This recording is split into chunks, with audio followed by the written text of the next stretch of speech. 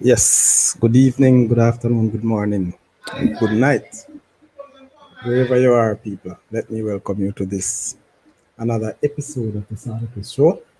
And I know that many persons would not catch this one, because no one accustomed to Sardical doing a show at this hour of the day. But anyhow, we have to hit the road, yeah? Hit the road running. A whole lot of things to do in the evening, so I'm trying my best to get something out here. People, I want to say thank you again for joining, and I would like for you to join me as well. Yes, so remember to make your comments, and if it is that you want to participate rather through call or on the studio or in the studio itself, let me send the studio link live, people, so you can join and give your two piece, yes, or your 2 cents, as they would say it, and see what's happening. Share your view on the topic, any other topic. Olympic is there, yes. Football is there. Well, a matter of fact, the Olympic football final has just commenced, and Spain has won. Was it 5-2, 5-3 over France? Very interesting game. One is very, very excited as well. All right, so let me say again, please ensure that you hit the like button as soon as you get in.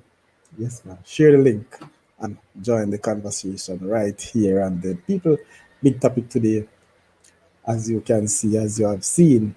What is it that we're looking? Your reaction to the Reggae Boyz head coach Steve McLaren first press conference yesterday.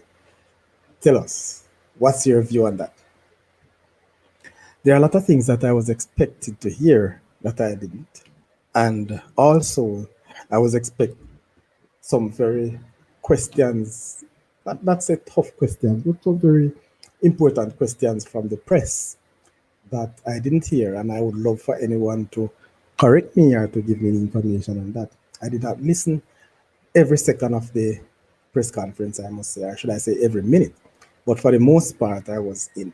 Yes, even though I was doing something else, I was actually listening carefully. But somehow, there's one thing that eluded me, and I tried my best. I wanted to send a message. I sent a text, but it was not read. I don't know if they picked it up, but I did not hear anybody ask, and I did not hear the coach mention or the JFF hierarchy mention anything as it relates to his backroom staff. Even though earlier, President Ricketts would have said that he said he would only be only bringing one assistant coach, which is a goalkeeper coach. That's what he said. So we don't hear anything. I don't know if the goalkeeper coach came. I don't know if that's just um, an early job, yes, to ensure that we don't push for anything outside of what he wants as it relates to the court. So, people, as I'm saying, my thing, I never hear anything from the press conference about the backroom staff. So, if there's anyone here who can, bring me up to speed, and I say speed, I know, SPEED, yes, are up to the task now for me to understand who are, if there's any other coach coming in short order with Steve McLaren. All right. Other than that, people, I hear some very good things. Yes. As he mentioned about, as how he call it, if you notice, people, and I would love for Jamaican to use this term going forward as it relates to our football. Steve McLaren does not mention anything about US based players, people.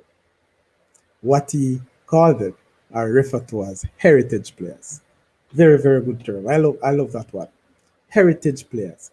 So remember, these players can be from England, anywhere in Europe, people, anywhere across North America, anywhere in the Caribbean, just about anywhere from Africa, as long as they have heritage to Jamaica. And they are willing, they are committed, and they are in the best frame of mind and physical strength and health to represent our country.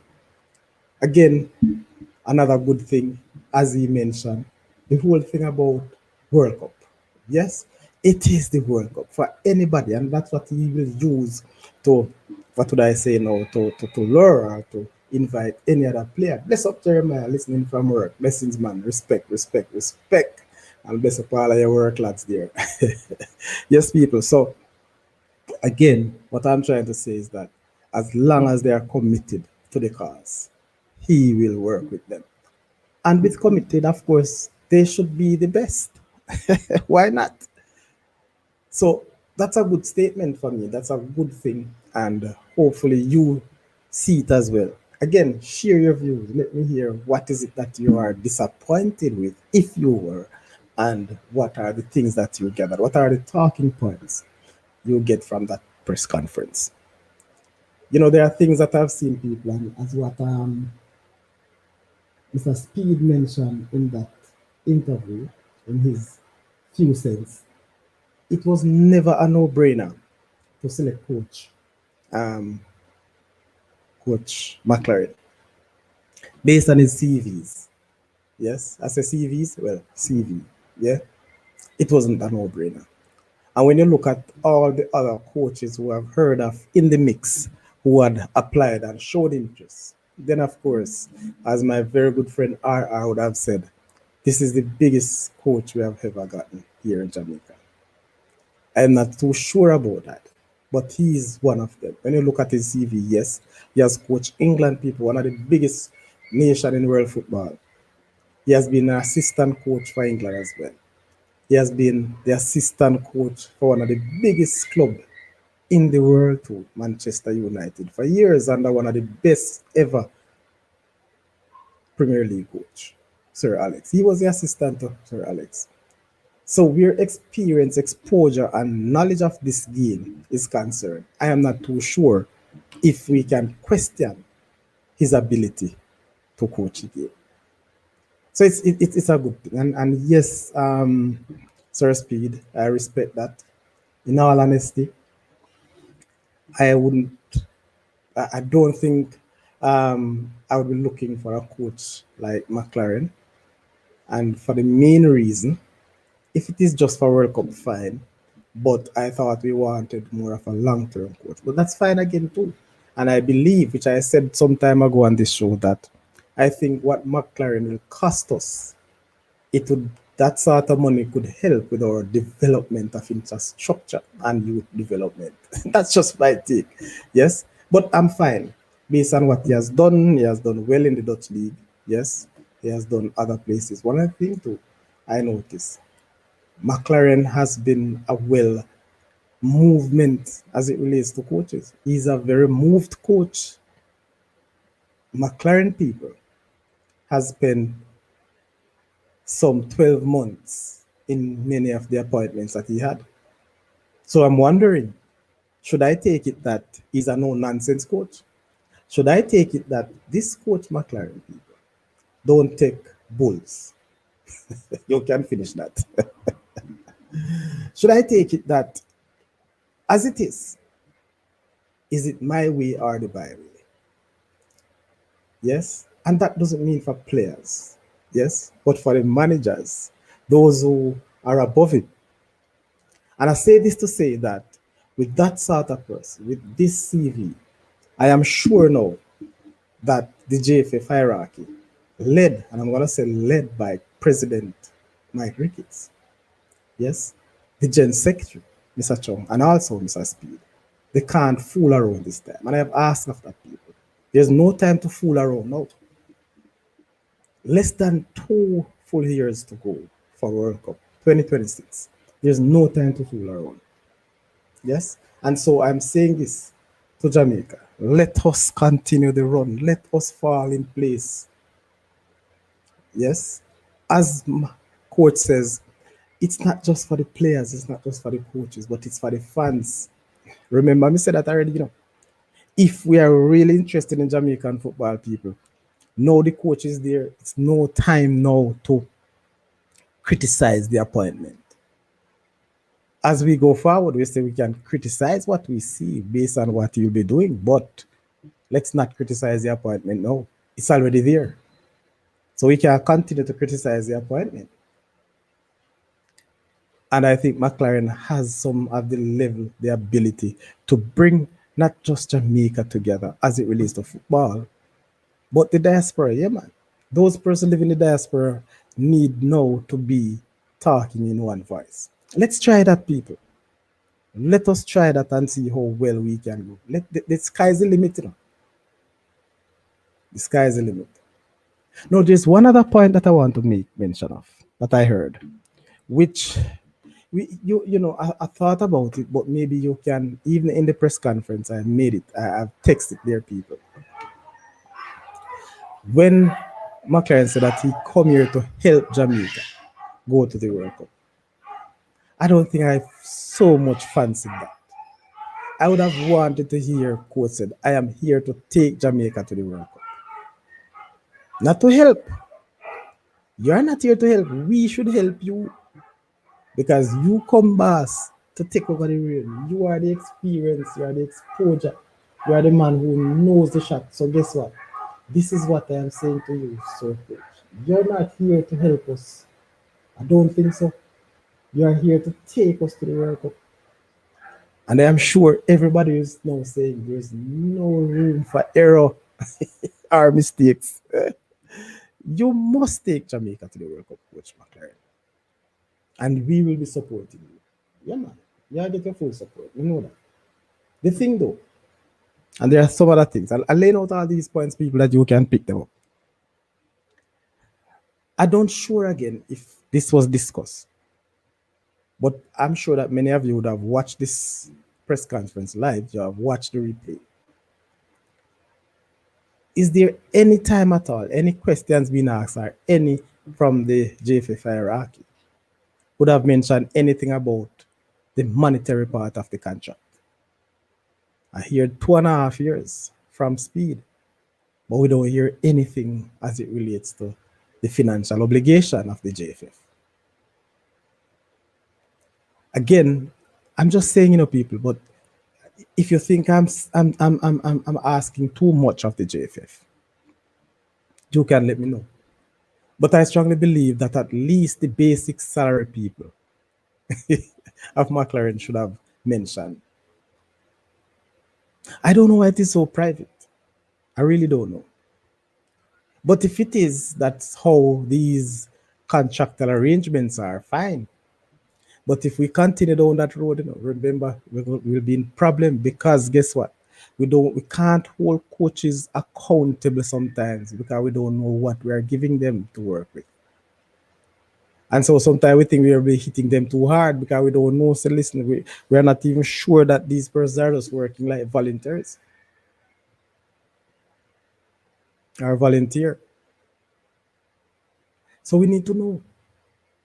We need to know that the money that the JFF is paying, we can hold JFF say, listen, no, you go and select these people for paying them these money and we're not getting value for our dollar. We need to know. So again, these are some things that I wanted to ask people, and I believe that we need to know.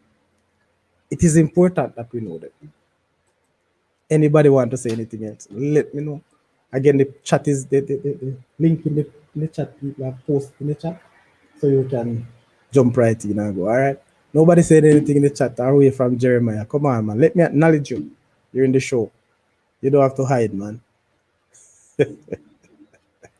I wonder if my English link up a command tonight. I don't even link give it a but it's a man we just jump in. But I don't feel more was this anyway. But I know he's active somewhere out there. Yeah, man, he's active. So people, again, what are your views? Yes. What's your reaction to the press conference yesterday? Have we seen enough? Yes. Have we seen them? Hey, they forgot to tell Paul to come on the show. That. Hey, your way.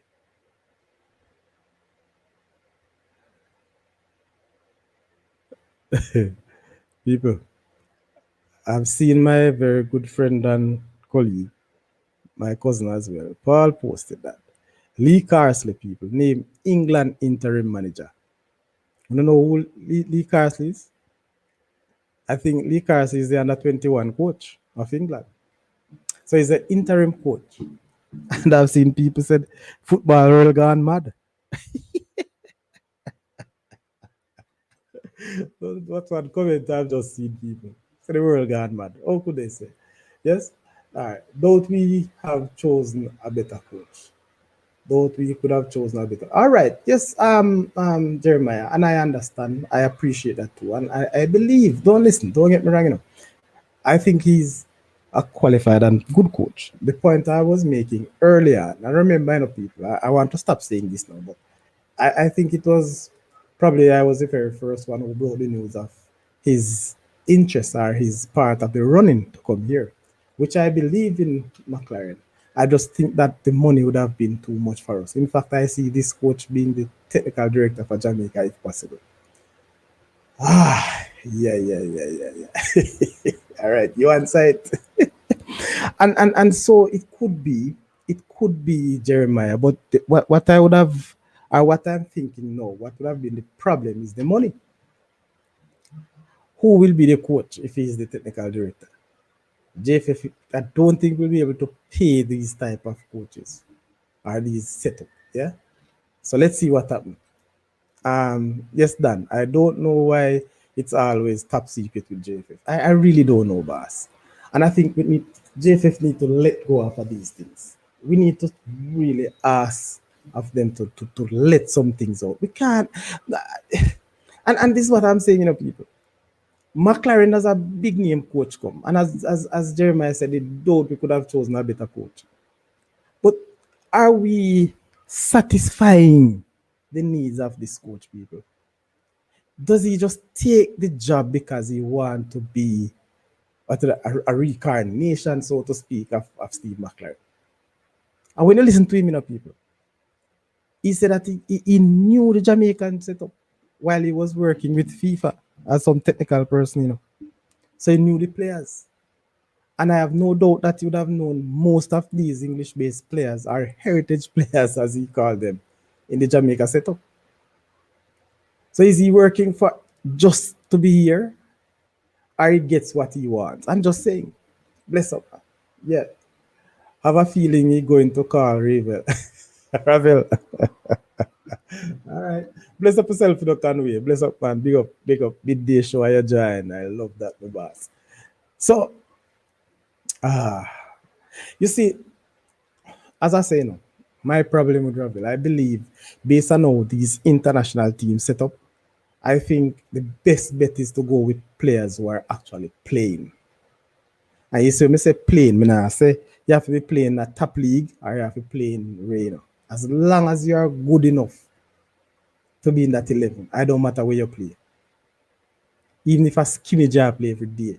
But if you're sure that you have that ability to move up and to do well in the setup, play. The problem I have with Ravel, though, people, is he playing competitive football? Yes?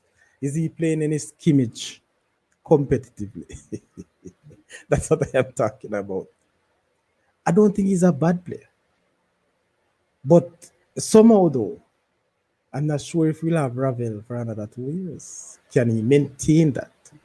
But if he's better than everybody else we're going to use in midfield, then play him. So I will satisfy with all the selected players once they are the best. Trust me, no matter where them name, where them come from. I have been in this football thing, from me eye and my waist. Not from the damn knee. Never play so early. But what I have seen and what I have learned, we can't say that we are patriotic people. And because we are patriotic, we just want to see the little people more up and down around the place and play. And not the better or the best players. All right? Yeah, Jeremiah, you're saying, oh, I never big up. Yeah, man, big up Conway. Bless up yourself, Basil. Well, Ravel's football IQ is what we need. Here you go. We need that type of player with a level of intelligence. I understand. But is it that a Ravel we want? Or the IQ? can, can the IQ take us through? It may be, people, because, I mean, in sports, when you're getting older, the older you get, yeah, the more intelligent you become as a player. Yeah, man. I think so. But does he has the legs? Does he has the capacity to work along with the players or with the team. Because I believe there's a personality issue that Ravel having. And I'm saying that because it can't be that a club couldn't employ you or you couldn't find a club, Ravel. Why is it that you're out in the cold for so long? Yes? So there's a personality issue that I believe. And once there are personality issues, we have to be careful. All right. So again, people, we want to call on the JFF. Early Friday show, dollars. Send on some dollars no RR. Yeah, man. Send it on, my boss. All right. So, the people, as I say, I do the early show because the latter part of the evening will be very, very busy. And I don't know what will happen. So, I'm just squeeze in a little time right now. All right. Bless up, Pessoa, where you going with? Pessoa, you need to come punish a studio one of these days. You know, I want to even. See me in a day, you know, so you probably have little time, you know, if you call. But you can't come punish the studio, man. Nobody behave like RR. RR there every night, but him not call and him not come in the studio. Whoa, let me take a little thing off of me. The sips. Yeah. Hold on, people. Hold on. All right. So, all right. So, hello. Why weren't you a part of the press conference yesterday? All right, yesterday I was really busy. I was unable to, but I was watching on YouTube. I tried to reach out to the press officer so I could put in my 2 cents, but somehow it never got through, you know? Kind of disappointed still, but that's how you go. Yeah, man, you bust the news, and you know, say that's why I'm kind of upset, so boy, I really never did it. But I realized yesterday the press conference I was going to celebrate. I was so much upset. So that even, you know, me saying that's why I didn't even do a show last night. I feel so bad. I wanted to be there, but it just could not. Yeah, yeah, man. All right, so all them other vloggers to send you subscribers, you outdo all of them. All right. You see, I'm not really up to that, you know, or me understand, but me cool man. You don't know my thing already. Just I try to, share the information as we get them and see how we can grow the football and open some people eyes to what's going on in sports entertainment and education. Cause don't forget this, no people. I am not just a football man. Or this is not a football channel. Many the female says a football channel, but it is not. All right. Um, up Travis, up 90s boss. All right. So as I'm saying, people, again, the points that I raised earlier are some points that are, I need answers to some of these things because that's the only way we can be serious. If we're really serious about our football, if we're really serious for development, transparency is important. And I think I hope all right, my boss. I hope, we can stop as fans and, you know, football geniuses, some of us, yes. Stop speculating of what happened in the JFF, man. Stop speculating of what going on around with our football. Yeah, because it's I don't know enough people. You see, when I go there, when I go on the internet, I when I reach out to some people who believe I'm very close to the JFF, persons who would have done some remarkable job if given the opportunity to assist the JFF, not to be in any big leadership role. I can't get this information. There are no way. And you prove that because neither the president, the GenSec, or the technical committee head gives out this information. So I don't know. And because of that, I really would love to know. Because, remember, people, at one stage, Nigeria was interested in Coach McLaren. Do you believe me? All right. Let me show you something now, people. I'm going to twist. I'm going to go a little away from the topic. Yeah. I know Travis I will question this thing, because Travis around to question me, for sure. Pessoa, you know that, right? But listen to this now, people. You remember I do a podcast, the JFF using delay tactics, yes, to announce the coaching thing. You remember that? All right. Why I was saying that, people, when my, all right, when I get the information about McLaren coming to Jamaica, the source said to me that it's highly possible, but he strongly believes that McLaren will go to Nigeria based on resources. Yeah, that's what the source said to me.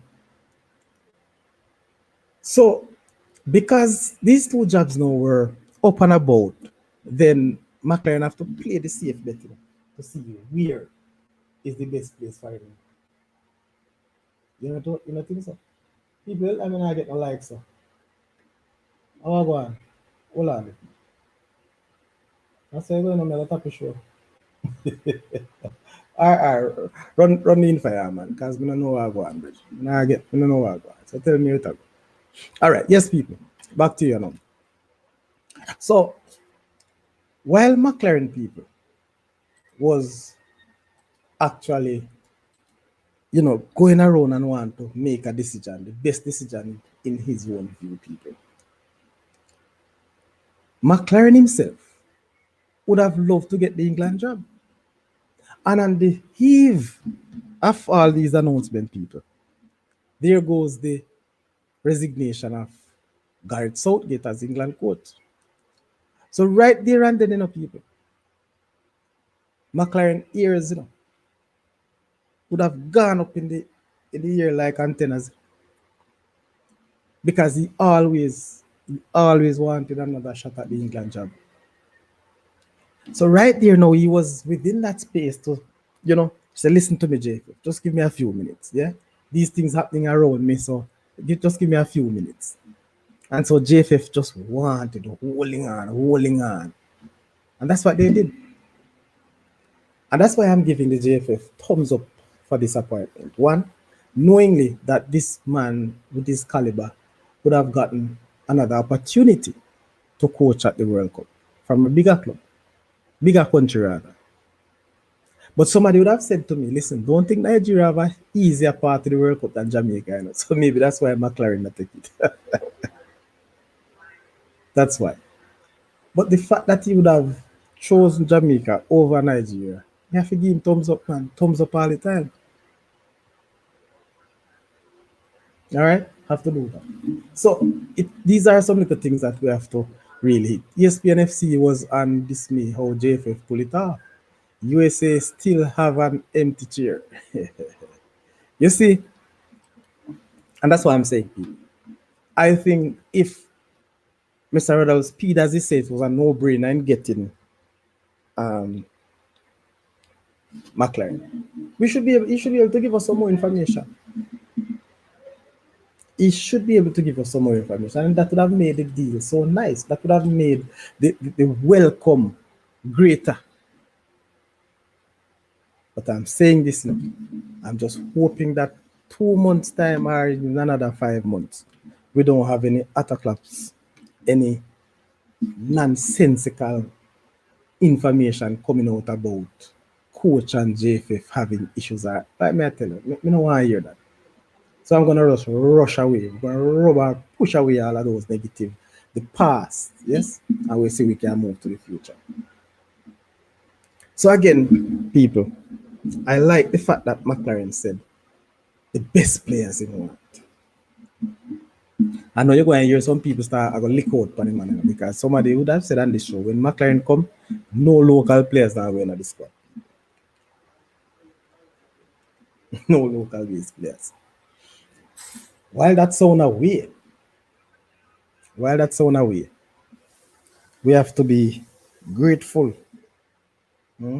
Because if the local based players are not better than the heritage players, as what my coach called them, so be it. What I would have loved is to see some level of integration, the usage of these local based players, so they can develop to some level of maturity. as it relates to international football. Because you know we have a serious problem, people. I may have some discussions sometime. I don't really carry these discussions on the show, but let's say, for example, we have seen a number of overseas, young overseas players. Yeah. All right, Paul. May I go send on the link, you know, Paul. All right, Paul, see the link. Yeah. So just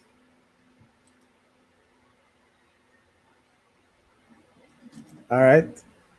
Evening, people. Or it's afternoon. I haven't watched a press conference yet, but just finished five aside, so I'll be only shortly. All right, no problem. So the link is there. I'm gonna send it to your phone as well. So when you're ready, man, big up yourself. Why you watch a press conference still, no problem, but you can do that after the show. All right, where am I? Oh, people, 1 second. 1 second. Let me send this link before so I'm ready. Oh, 1 second. All right. All right. So um. Nice, won't come, yeah, man. Good. And people see link there, no, man. See link there, no. Remember, you know, jump on the thing, no, man. You can get in and you can hold a whole lot on the studio. Studio no small, you know, man. Big studio me have. Hey, man, see way how to improve JFF administration and operations. Yes, so we all of that needed, my boss. All of that needed. All right. So again, these are reasons why I said that JFF was delaying the thing. So we don't want this whole type of thing to start again, and I show them it because I believe right now it's no time to mess around. I still believe that the cost of to get McLaren here was a very hefty one. Is a very hefty one. It's a very very hefty one. Let's up it up, pal. Yeah, man. It's a very hefty one. So I'm saying that because if you're gonna spend all that money, yes, and a coach to come here and mess around, not the coach to come here and mess around, but for us to mess around while not the coach, trust me, it would be too bad. So I'm hoping that the long and short of it, we really up and running for the right thing. Trust me. All right, so Paul.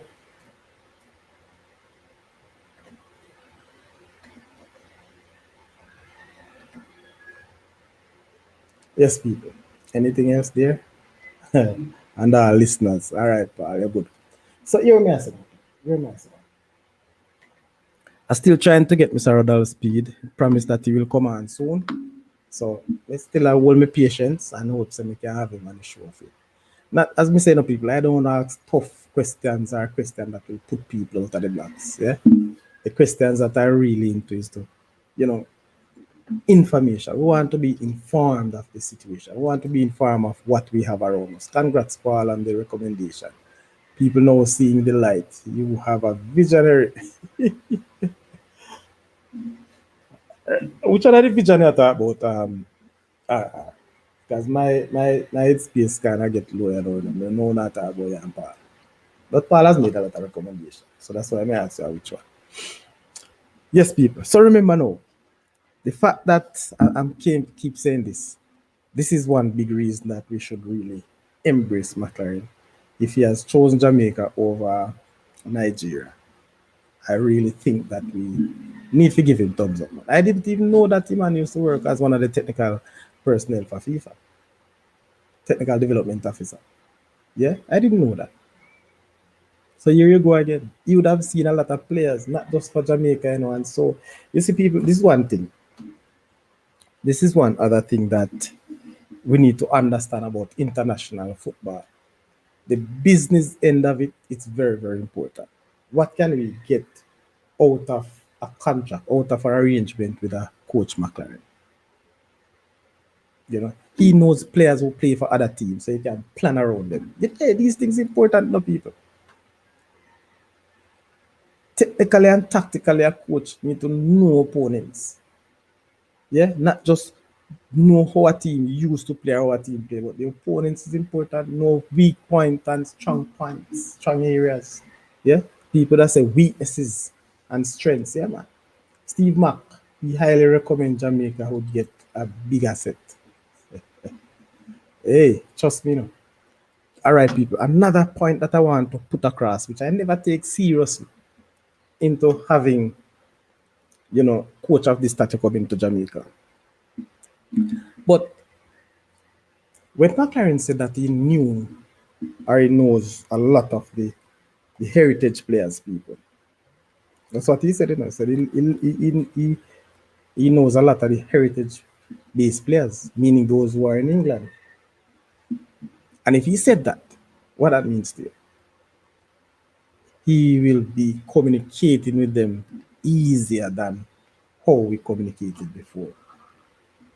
All right, listen to this again. He goes further to say that he knows the agents of these players very well.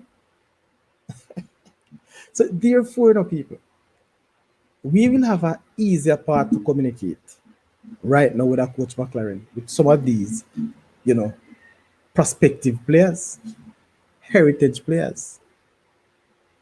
Of course, not just the players, but for those persons who are in the diaspora who are looking in and who want to extend some graces, some funding into the program. I see a lot of people talking about now, what will McLaren do as it relates to Leon Bailey and Mason Greenwood? When Paul come, I go drop some more word on that story. But the long and short of it, people, how well will McLaren move towards these people? So let's take, for example, Leon Bailey. Does McLaren have the contact with a Craig Butler? Matter of fact, I wonder if Craig Butler respect Coach McLaren for who he was, or probably who he is now, but not just as the Jamaican coach. I know that can be very tricky. So if he is, and he has mentioned, I think I've heard in one of the statements that he said that Leon Bailey is a very important player to the program. In my words, people. So I'm sure he's looking, hey, listen, no coach now go come and one of the best players. As much as it is that Leon Bailey has not light up the national stadium whenever he gets here, or light up the Reggae Boyz, offense or results and so on. But he's a very good player. He has made a mark in the EPL, people. Last year, Leon Bailey was one of the most interesting, one of the most exciting players in the EPL at one stage. Don't forget that, Don't forget that Leon Bailey, for one period, has the most involvement in a goal or in goals, whether it's scoring or assist. Don't forget that Leon Bailey has scored some very good goals in the EPL, our own Jamaica. So again, we knew that Leon Bailey is an exciting player. We know he's a good player. What we want to do is to ensure people that Leon Bailey is in the best frame of mind when it comes on to the national colours. That's all. I talk about national colours. There's another thing that I heard Coach says. Coach said, listen, Coach said that some person said to him, while he was coming to Jamaica, that, boss, if you could just make this shirt, put the Jamaican shirt in a better place. Yes? If you could put the Jamaican shirt in a better place, that would be good.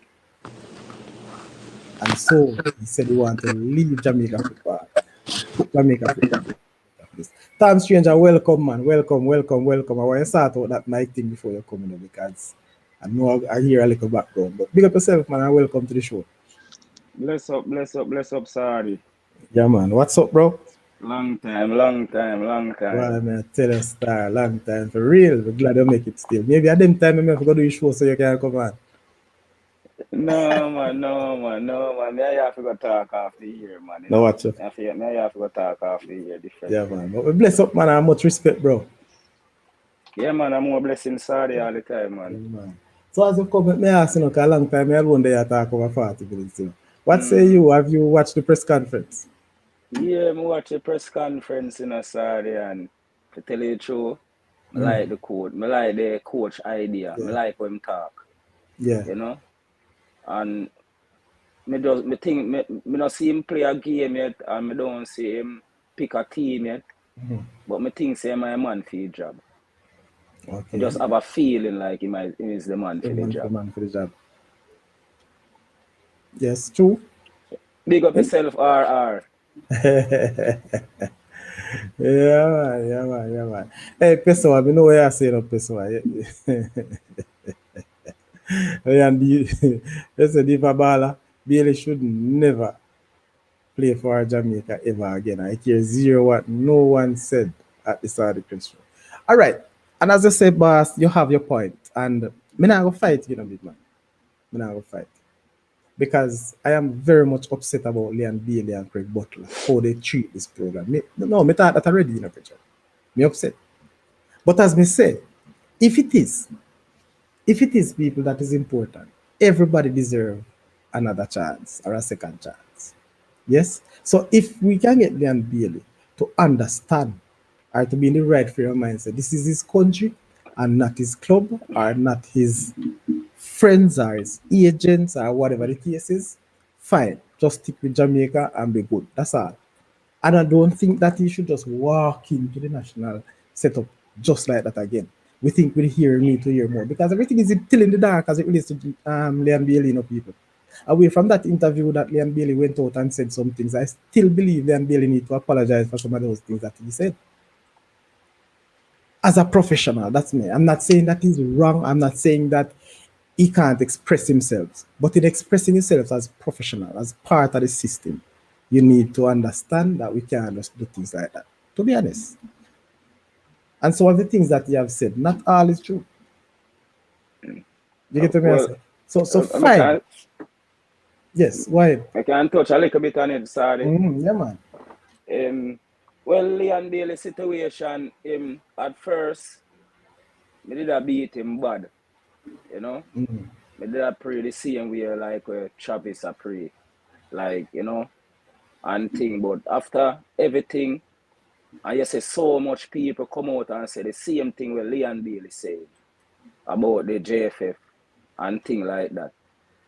Even the JFF themselves knows certain things that he said was positive, So they have to be more professional in the JFF also, going forward, even with this coach and stuff, and change something going forward. But Leon Bailey, I think an apology from Leon Bailey would be acceptable from Jamaica, so he could come back in the team. Like if he don't do apology now, it's like I think he should do an apology just like how he did with Aston Villa after the fact. So if he coming back to play for Jamaica, I think what he should do is just apologize to the fans and let them know what he was saying, let they understand what he was saying, because I guess he's saying that the fans misunderstand what he's saying. So let we know what he was saying really, so we could look at you differently. Good. But Tom, this is my little piece of it though. You see? What Leon Bailey said, I'm not killing him for that. Or to share his views, But when Leon Bailey and Craig Butler would have said, these demands that are not met, the demands that they ask of the JFF, that he will never play again. Remember, Craig said that as the agent, Yeah. And when you come that way, and that's why people, there are a few players in this Reggae Boy setup that I don't like. I don't like them and I don't forgive them because I've never heard them apologize. That they have said things that should not have been said. But anyway, when those things I've said, and when you look at one, because there's a particular thing that they ask for, and trust me, people, it upset me. When you're gonna ask that the JFF provide your personal security, people, we need it on tour. Me not think him forget a personal security. I think the whole team should have security still. That's not a bad thing that he brought up. No. Listen, listen to what he says, bro. You get what I'm saying? And we know our system. Listen, Jamaica, we know that JFF was slappy. We don't have the resources anywhere like any other club in England. We probably can't say any other school team in England has. Yes? But if you're gonna complain on all of those little things, it makes no sense to me because it is what we have. And so while you complain about the things, the first class flights and good, we don't have a problem with that. And even if you're gonna talk about the things that you have done, that's not necessary. When you do fit people or when you do fit, no man, that's not necessary. So this is what I'm saying. While we have all of these and express yourself, we don't have a problem in the boss. But don't go to the extent of demands and then if these demands are not met, then you're not. No. You are not as important as a team to say that. I don't believe in that. So that's my big problem. So Yeah, Liam Bailey just need to they come went out and say something. overboard with some of this stuff Yeah, still, you know. man. Yeah, man. Does does Bailey hold the fan nothing? Mm. Aye. No, I don't think you should ask that thing. You should tell us something. Marlon, but think you ask because you want to pull me somewhere. All right. My view, yes. Bailey need to address the fans. Yeah. Go back on a podcast and state some little things that, fans and really you may get that. Because listen, what you have said in the Virgin is not that's the JFF you tear apart. It's the country. And these are things that I try for people to understand. While the JFF runs the JFF is not the football. JFF is not the only source. Would have been upset or you get what I say? How many persons on the JFF, Bregman? So yes, Marlon, he holds. Yeah, man. We just need to just get over certain things. We're sorry we do these things. I mean, we're not saying that you have to take back your thought. That's not what I'm asking for from Bailey. Yeah. But to come and say, listen, sorry for all that we do. We'll move on. Seriously, we love my country. We're gonna do this, we're gonna do that. And we gone. Trust me. That's all. Big thing.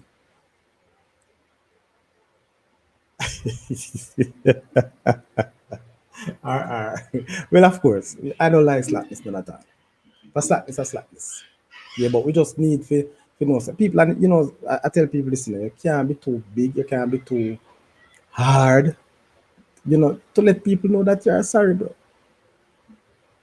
You see, listen, many of us we costly and Bailey when he come a national setup, but we still want to see him play. Again, if you ask out there, right across Jamaica people, how many people say them going a Reggae Boyz match to go watch Liam Bailey? You'd be surprised to get the answer.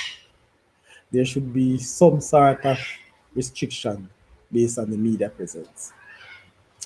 Well, there are restrictions to mainstream media, social media, no restriction on, RR. You don't have much restriction. I believe this is a stupid topic to debate and knowing the incompetence of our leaders. No, Marlon, no. It can't be a stupid topic.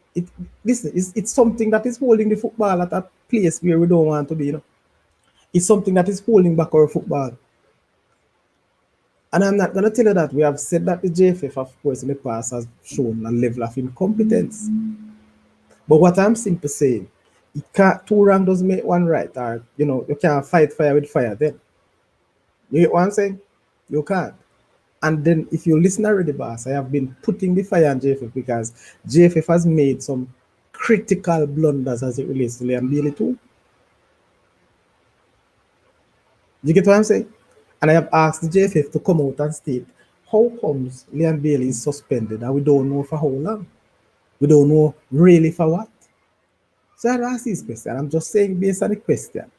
And if you think that we shouldn't debate this particular topic, no, you don't have to partake in this topic, but I want you to show me your topic, though, Mr. Marlon. Come on, let's go.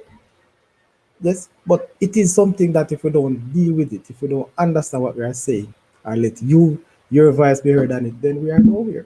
Or we'll be nowhere, not going forward. All right, so fine. Yeah, so but his outburst wasn't a professional action. Again, yes, and again, people, me not go kill him or officially or 100% for the outburst. When a man upset him, upset. But remember,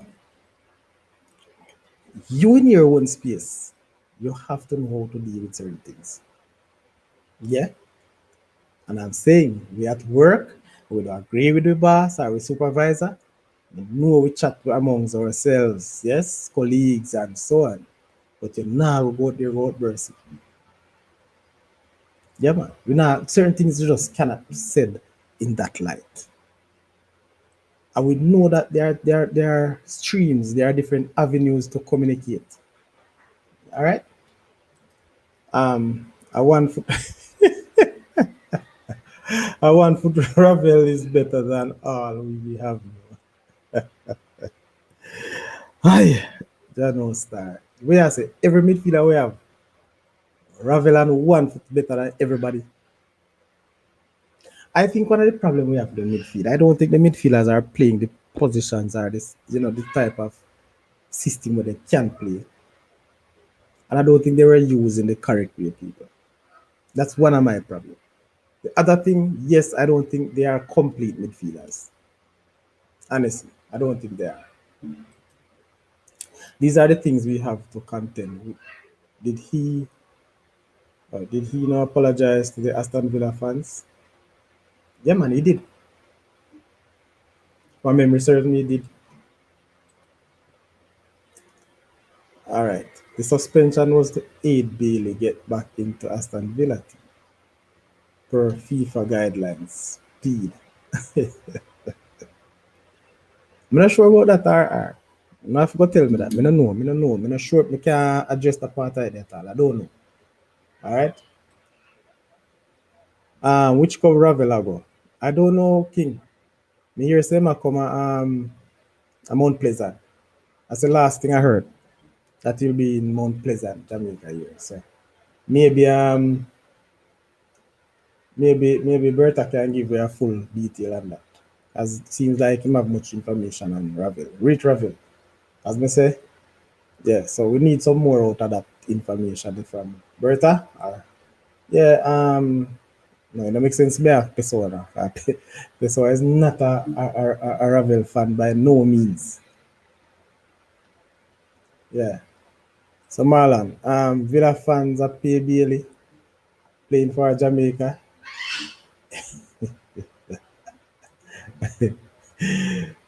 Marlon, Marlon. Yeah, Villa fans pays Bailey. Good.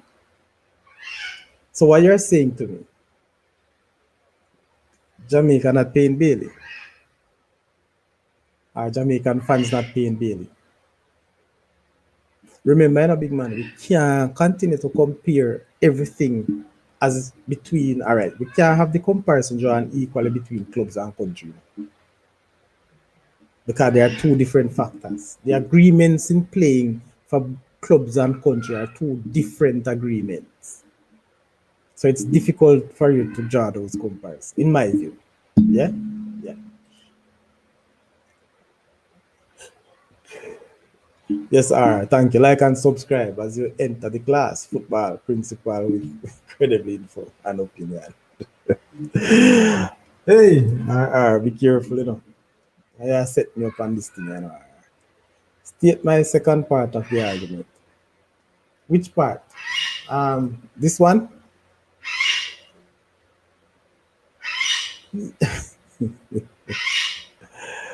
Listen, playing for Jamaica is patriotic. Them get paid. No, man. No, no, no, no, no. It should be, It is. But other things come to the patriotic, bro. The patriotism you're talking about is very, very important. Probably the most important part of playing for your country.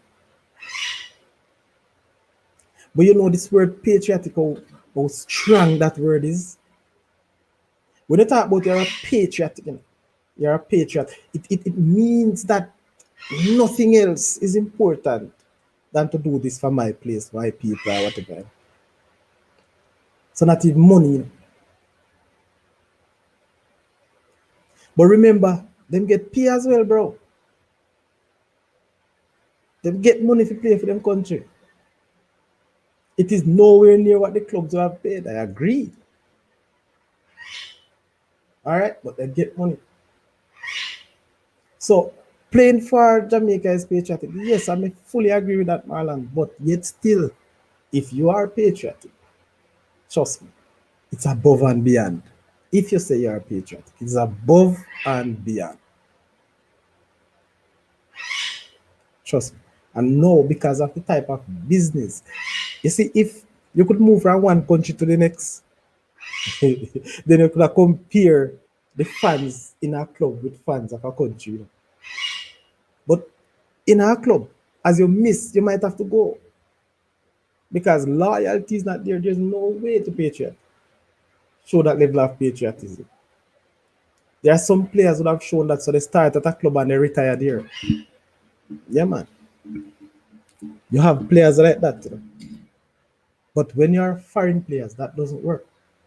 James Rodriguez get into Real Madrid because he played for Colombia in World Cup. That's hey, don't talk. And a lot of players as well, a whole lot. And again, on the other flip side, you know, there are some players get into their country because of the clubs they play for. What about the athletes lashing out at the GOA and the popular social media platforms? Boy, Marlon, you plan you draw me out, you know. You notice I don't do one show. I don't even make much of this Olympic yet. You see, when it finish, that's the time I go talk. Yeah, man. When it finish, I go talk. But you're saying, what about the athletes lashing out on the GOA and the J3s? All right. In all fairness, let me just mention something. I think some of these athletes are very, very unprofessional. A matter of fact, I'm going to tell you why I say this because this thing going to show how controversial I can get in with facts. Based on my knowledge, people, based on my knowledge, welcome, Paul, but let me just finish answer that one. Based on my knowledge and information, it's only the Jamaican athletes and the Jamaican coaches or administrators that behave them way when they go World Cup, when they go World Champs or Olympics, you know. You hear anybody a fight over camp? You hear anybody a fight over which coach figure or who no figure, Bridget? I don't hear that in other countries or coming from other countries. But here, everybody want your personal coach to be there. That would be good. I understand. But if it is not, it is just not their coaches. There's a team coach, people. You have team officials, and I believe you have team officials. If your personal one is not there, you work with the team official because they're going there under the banner of Jamaica, not under the banner of your name. So while you're saying that, yes, what about them? They're irresponsible, some of them, including some of the coaches and administrators, not just the athletes. They are. But I tell you, coming back for the the Jamaica Olympic team later on. The highlights on camera, corporate and sponsor help increase players' value. A whole lot, man. Trust me. All right. Did you do a comparison with other countries with their coaching staff? Yes, sir. Yes, I have done. That's one of the reasons I'm saying I don't touch it yet, but immediately after the Olympic, I will get mine because Marlon, I tell you the truth, I try my very best. I know some make mistakes, but I try my very best to put out factual information. All right? So just wait till Olympics and then me touch it. That's some mistake. I try my best to be factual and to be truth. So far, I don't think me gone wrong yet.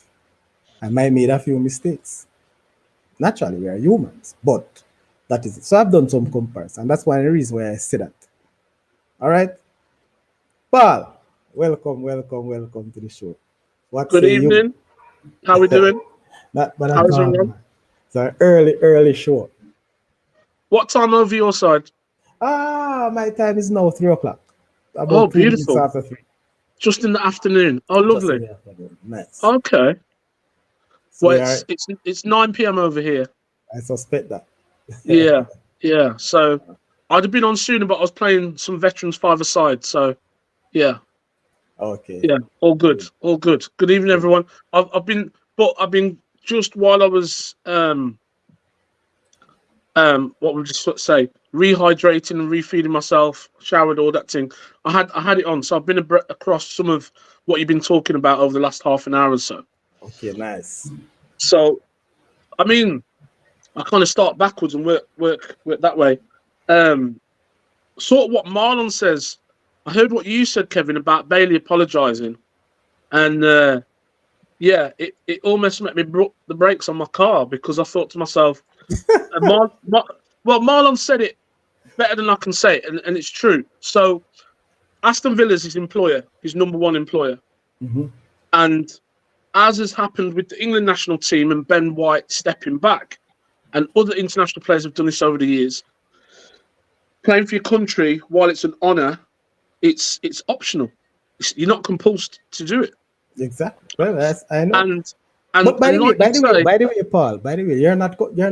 It's a compulsory everywhere too, you know. And I understand why you look at it to the country is compulsory because you don't have to play for that club. But why you play for the club? It's your earning, your livelihood. correct. It's a person's job, albeit Yes. at the elite level, a very well paid job. But at the same time, many of these players have been on this pathway since they were 5 and 6 and 7 years old. They've made sacrifices. Their families have made sacrifices. So I still believe any professional footballer that gets paid to do the job, when your body's your business, there's most average people around the world can't relate to that. You look at how many people compete in the Olympics, that's a small number of people when you think of how many people's on the planet.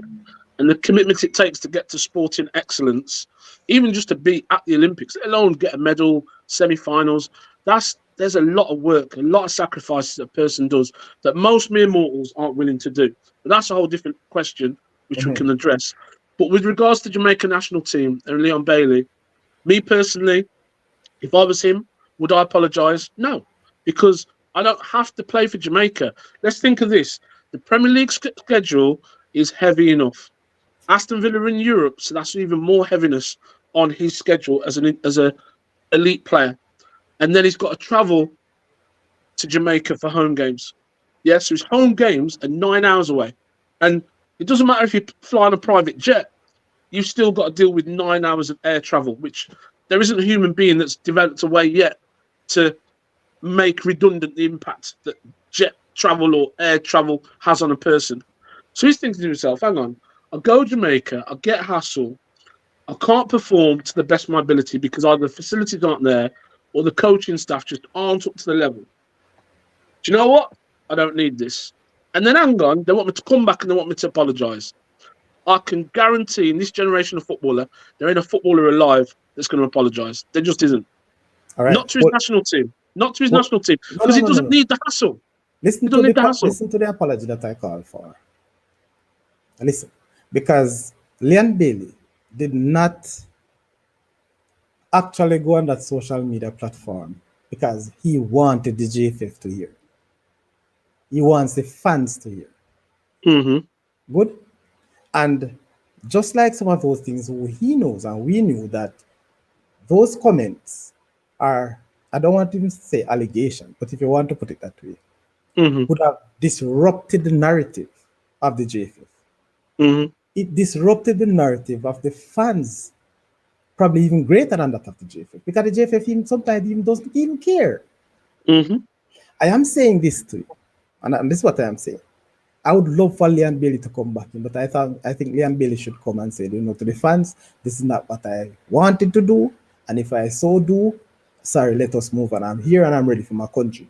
Again, let me just use this other well before you comes in, Go on, because I know go you're on. gonna target it. The other point of it, as you mentioned, that a player doesn't need to play for his country. But Paul, I put this to you right now. You tell me which of these top international players that you know there are playing for the club. If you ask them what is it the great thing they want to do, who doesn't want to play in the World Cup? Who doesn't want to represent their country? Kevin, I don't want to burst older people's bubble, but there's probably about 50% of footballers that don't even like football, that play professional football and get paid really well. And the only reason they do it is because they get paid really well. But if And you I agree ask with them, you too. That's honestly, agreement. But they that's don't what I'm even really saying. care for football. Can you remember Tottenham Hotspur? There was a player called Benoit Asso Okoto. He was interviewed, and it almost to the word, what he said was, I don't really like this game, but I'm good at it and I get paid well. And what else am I going to do? And I can remember, because cousin Franklin is a big Tottenham fan. I can remember talking to him about this and just thinking, imagine becoming a professional in any field and just doing it because it pays well. Well, in truth, there's a lot of people that do that in chosen careers. Of A man course. might be a doctor, might be an IT, might be a headmaster or a principal. But it doesn't necessarily mean that you have a passion for what you're doing if it gives you the lifestyle that you want. And then that then is the element where if parts of that occupation become a hassle, you're thinking, I don't need that hassle. You look at a man like Graham Souness, a man older than our generation, but a legend in the club we love, Liverpool. Mhm. And he said, which is why he's now a pundit, he would never manage again.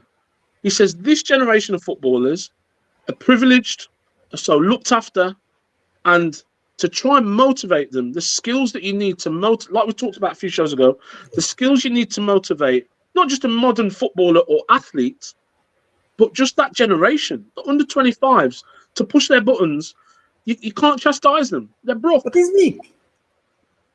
Well, I you think could say he's weak because you he's could not managing. No. you could listen. You could say Okay. weak, or you What? could say it's a symptom of the generation of that age. And And I, the yes, way but Saudi, the way they've been raised, yes. okay, is in an environment. Okay, let me bring it down. So, I was on an FA course where up until that point, if you organised a tournament, you had first place, second place, you might even have a third place playoff. Mhm. And the coach in that education course, they said that's all changing. You can no longer have a football tournament. You have to have what's called a football festival. Every participant gets a medal. Now, I remember back to my sports days at school, most of which I used to win because I was good at sprints. And I thought to myself, hold on a second. So if I'd have finished last, I'd have got a medal. But I bust everybody in the 100-meter sprints, and I got first place. I got a surfing ticket. I got my name put up in assembly, read out, and all that adulation. But if I'd have finished last, I'd have got the same praise. And I'm not thinking something wrong there, because unfortunately, the real world, once you leave school, college, education, that safe place where you've got good people like yourself putting your arm around kids and keeping them safe from the real world, cosseting them. Yes. When you get out into the real world, there's disappointment. There's things that let you down. There's people that let you down. There's sometimes you're walking down the street, the sole of your shoe bus, and you're on the way to an interview. I've had it where I was on the way to an interview, the seat pants of my suit split. And I was like, oh my gosh, what am I going to do? I was like, don't take your suit jacket off. You have to adapt. But I'm even coaching now a group of lads where some of them seem to have a winning mentality, some of them don't. And there's a generation where they've been told it's okay just to be at the party. That's good enough. If you got to the party, you've done amazing.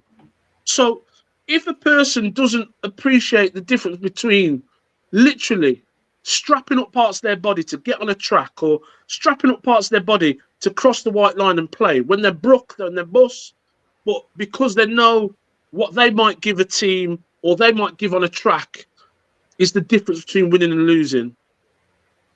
This generation haven't experienced that. You've seen that in the Olympics. You've seen young Olympians, 19, 20, 21, saying last year they were suicidal.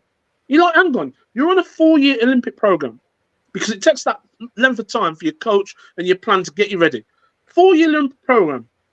And 3 years into that, you're suicidal. Not National Lottery are funding your life so you can train every day, you don't have to work, and you're suicidal? Really? What has happened to that generation? cotton wool, soft soak, too many people. Yeah, everything's okay. You're okay. Everything's all right.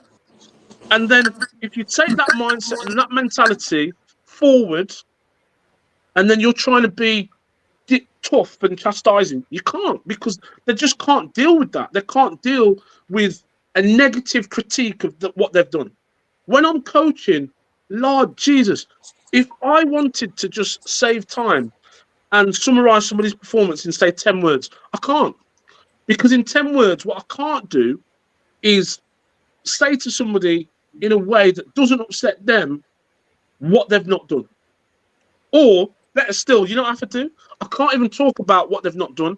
I have to praise everything that they've done well and leave the bits they haven't done. And hope that through training, I can work on the bits that I can't criticise them on. Because if I criticise them too hard, guess what? They won't turn up to training next week. I'll lose them. I'll lose them. So that's the generation we're dealing with. And that's the issue. But also then, you add into the mix, money beyond his age. So if a man's 20, 21, 22, 23, and he's looking at his bank account and there's $1 million, $2 million, $3 million, £4 million in that bank account, and then he's travelling on an airplane where he wouldn't even pay for himself, he gets to a pitch that's worse than his back garden, backyard at home, and he thinks to himself, hold on, I don't need this, because if I go over there and bust my ankle, I could be out for a year. My club is going to pay Champions League football or European football. You understand? So that's what you've got to think. So that's then the mentality of the player thinking, hold on, you know what I mean? I've got my sponsorship deal with whatever sports brand, with whatever drink manufacturer. I don't need this hassle. I love my country, but I don't need the hassle. And that's where professional footballers at the elite level, when international football is put in front of them, they're like, more time away from the family, can't see my kids raising, this, that, and the other. They think, you know what? If it's nice and smooth, they're up for it. But it's not smooth, they're not doing it. If you love your country still, you make sacrifice for your country still, you see me? That's when you make sacrifices, you know? And do stuff that, you know? So, because your country love you as a footballer, as a superstar. Use their superstar baller right now. Use the one playing in the Premier League and scoring all them goals. They want to see you play for them. You understand what I'm saying? And if you could make that sacrifice to play for them, they already have your heart. They already cheering for you. So give them some love. Give them something to laugh and be happy about. You understand what I'm saying? Because the Copa the other day, everyone was expecting to see Leon Bailey in that Copa performing well because he's on form. You understand what I'm saying? And I don't know, but I think I'm not saying that Leon B. I know that the club is more important to him than the country, because you don't get enough money for playing for your country anyway. But if you have the love for your country side of things. Let me tell you about the country side of things. So again, because of a lot of the players that play at the international level, financially they're good. Okay, so a lot of what is not reported is that a lot of international players donate their match fees to charity, but it's never reported. You know, a lot of the work that professional footballers do off the pitch, man like Didier Drogba, man like Sadio Mane, the things them man have done back in their own country don't get reported, doesn't get talked about. Listen, you know what I mean? These are the things that people need to show off on. Yes? Yeah. These are the things that people, and I see this, I don't want to bring this up, but as you mentioned that, you see, what I've seen Sadio Mane does. Mane is a king in our country, man. Lord Jesus. Who knows? Jesus. Who knows? We are yet to, dive into his own interest. What do you really expect from this? That's a man of patriotism. Now, I'm saying this to say, people, not everybody will do that. These are the things you'll find in the minority. But that comes down to a person's individual character. So, the word they use now, if a man's bougie, and a man could be bougie with £5 in pocket or £5 million in the bank, and still bougie. You know what I mean? How he carry himself. And so, Mane, whether he'd been just a man in his tribe or a man who'd become a professional footballer, would have always been that guy, generous. And what he's done is through the privilege he's got, thought, I don't need the latest phone. I don't need hundreds of fast cars. I don't need 200 pairs of trainers. I don't need to be in nightclubs wasting my money on liquor, wasting my money on women, on drugs, on stupidness. I'll help my tribe. I'll help my country as I can. And yeah, I mean, it's very altruistic. There's not many people that would do that. And that's what you should do if you have the chance. Because I think if you're that rich and have all that money and you could help your country, you should. But I can't disagree. Craig Butler said something the other day. He said Leon Bailey and them, they go overseas to make the money to come back to Jamaica, to make Jamaica economy better and stuff like that. But I don't see they doing that. And he said that's what he want. Lot of players from Jamaica go overseas in the Premier League or other leagues in different country to make money so they could come back and feed their family. But in the end, in just the family they're gonna feed, they're not gonna feed, they're not gonna take care of the country, and the country is the one that's gonna push them out.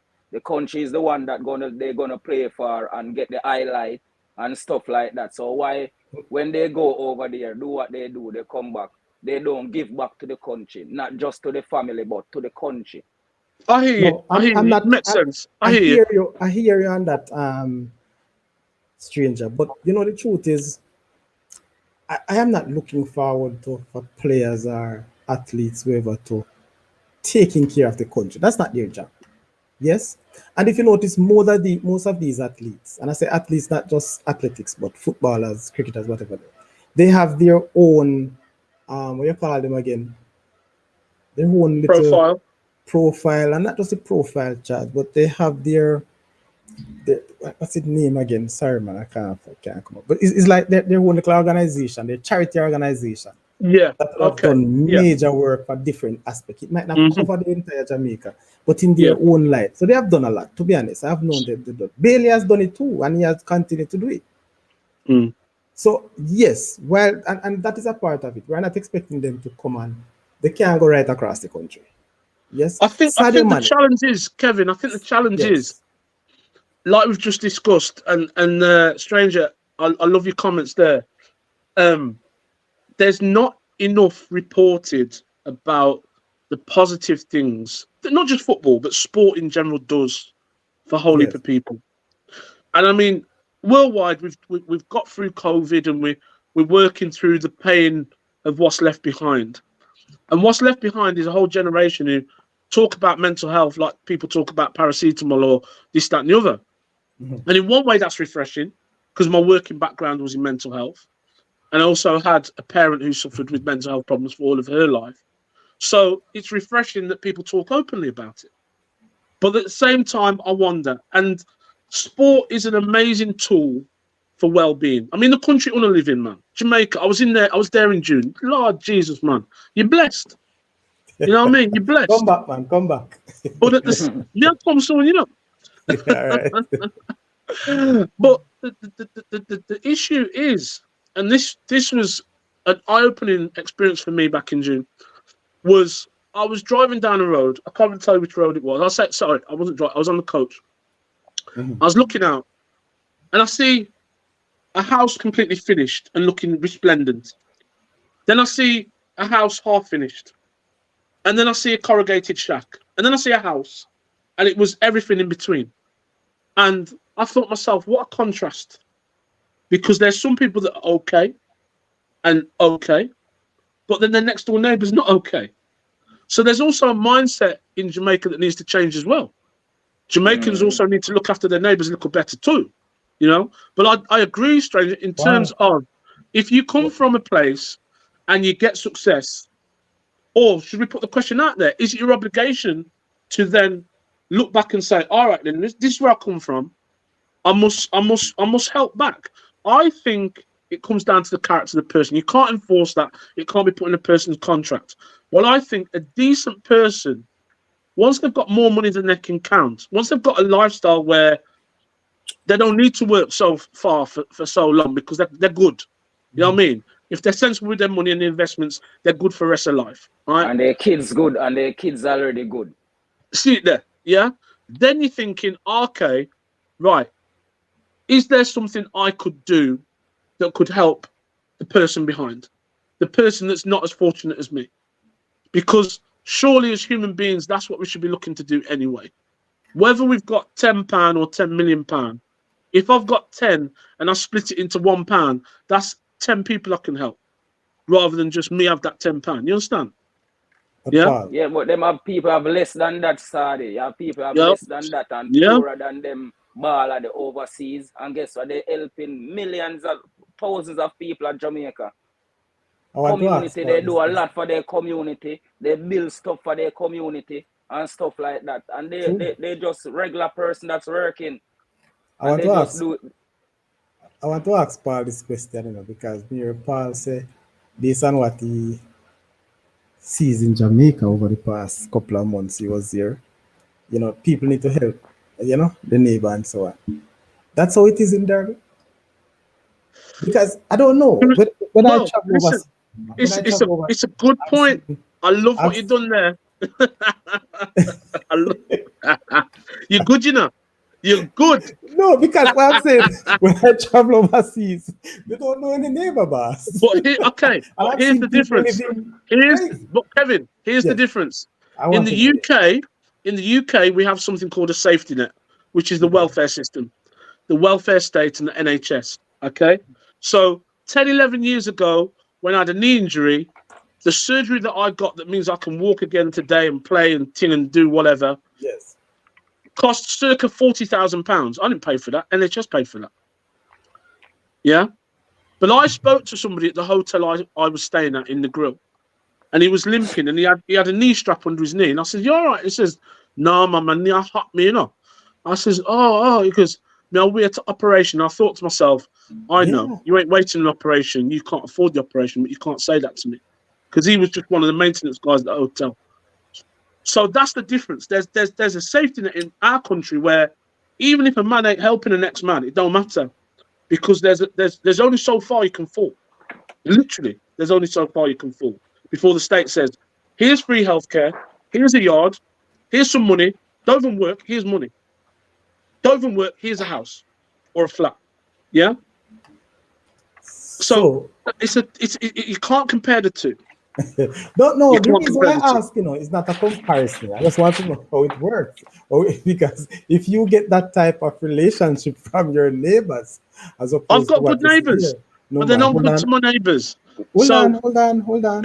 Thumbs up to you and your neighbor. How much other jurisdiction are in your own country you will find that. But just saying that to say though, it's sort of different here. And I've mm, seen a lot of conversation coming up. I hope people, you forgive me for not reading all, but I put them up. And I see where Marlon mentioned, the type of things that coming from slavery. And when people reach at a particular point, they want to show. Yes, it is. And I do understand. I don't mhm, even want to bring too much of it to let it sound like we are going back there. The fact of the matter, what I want to mention out of this, we don't really want to look at what a man earn and what we expect him to do. That's not my interest or my important. And I'm mhm, saying this to say, when we look at the Bailey situation, because I want to move out of that, because we have a whole lot of other things to discuss as it relates to the mhm. program. I want to use this, and I hope I can close it off with this until another time. With all good respect, I like all the comments coming through and how you interact. That's it, because you people are on the ball. When it comes to athletes or fans, whoever who made it out of their trade, whether overseas or Jamaican, are able to give back. We need to accept what they do. I'm not looking for them to wipe care, taking care of the country, a parish. No, the little you can do, it doesn't matter how small. That is very important, because what you do out there to earn, a lot of us would do it. And many of us people, the Baileys and so on, these people are special people. And let me tell you why I say that. We have a number of Jamaican in recent time people who go overseas on these football contracts. And within a year or two, they are back. I want to know the real reason. Yes. So these things, it's an effort. And even though they go, the money must have been better than Jamaica. But somebody can't manage, yes, that level of responsibility, that professional responsibility that it takes to get to the next level. Development, you know, started. Bailey get a different development, develop different from these other players in Jamaica, you know, cause Bailey was over in Belgium, over Europe, over there developing when he was a little young youth. Big He was point. playing lot of games that Big point. players in Jamaica not doing. Same thing with Whisper. Whisper was overseas playing a lot of games also. That's why they where they is. It's not just being a Jamaica and stuff like that that put them Maybe where they is. maybe started here and play here. Yeah. But But I they feel go Okay. Strange's overseas, got go a finish point. them Strange's craft, got go a point. push Yeah, them man. craft, Yes. push the craft more because overseas development is different from Jamaica development. See it there. No, but That's what the I'm point. saying, no, you have a good point there. A very good point, and I'm not going away from that. But if you're gonna use Whisper and Bailey, there are other players who left Jamaica, born and bred here, left overseas for the first time and made it through. They live up, they stay up to the expectations, right? Because the attitude they have is different. Yeah. Positive attitude, people. Them hungry man, I want it, man. Yeah, we can call a few. My very good friend Gregory Messam. He has made it out of football, bro. He was not in the English Premier League per se, but he has been in North America right across the states. And he has made it out of football. Mm-hmm. His injury that really kept him out. Bibi Gardner, people, is probably one of the most successful homegrown player. Yeah. You get what I'm saying? As a youngster who has to learn very fast. Yes? And so Yeah. why is it that the mature persons then, mentally mature, looking forward for overseas contract, and they only can do 2 or 3 years? What's happening? Right? Well, So that's the mentality thing that we're talking about. People, all right. So one of the things, people, and I urge Paul tell him some next time they're on the show, we'll carry some players. For we, I don't know if we bring any. Devon, are you there? I think I've forgotten to do my homework, you know. Even Zimanis came back home. I was surprised about that one, Sadi. Every year, I'm surprised at them. Every year.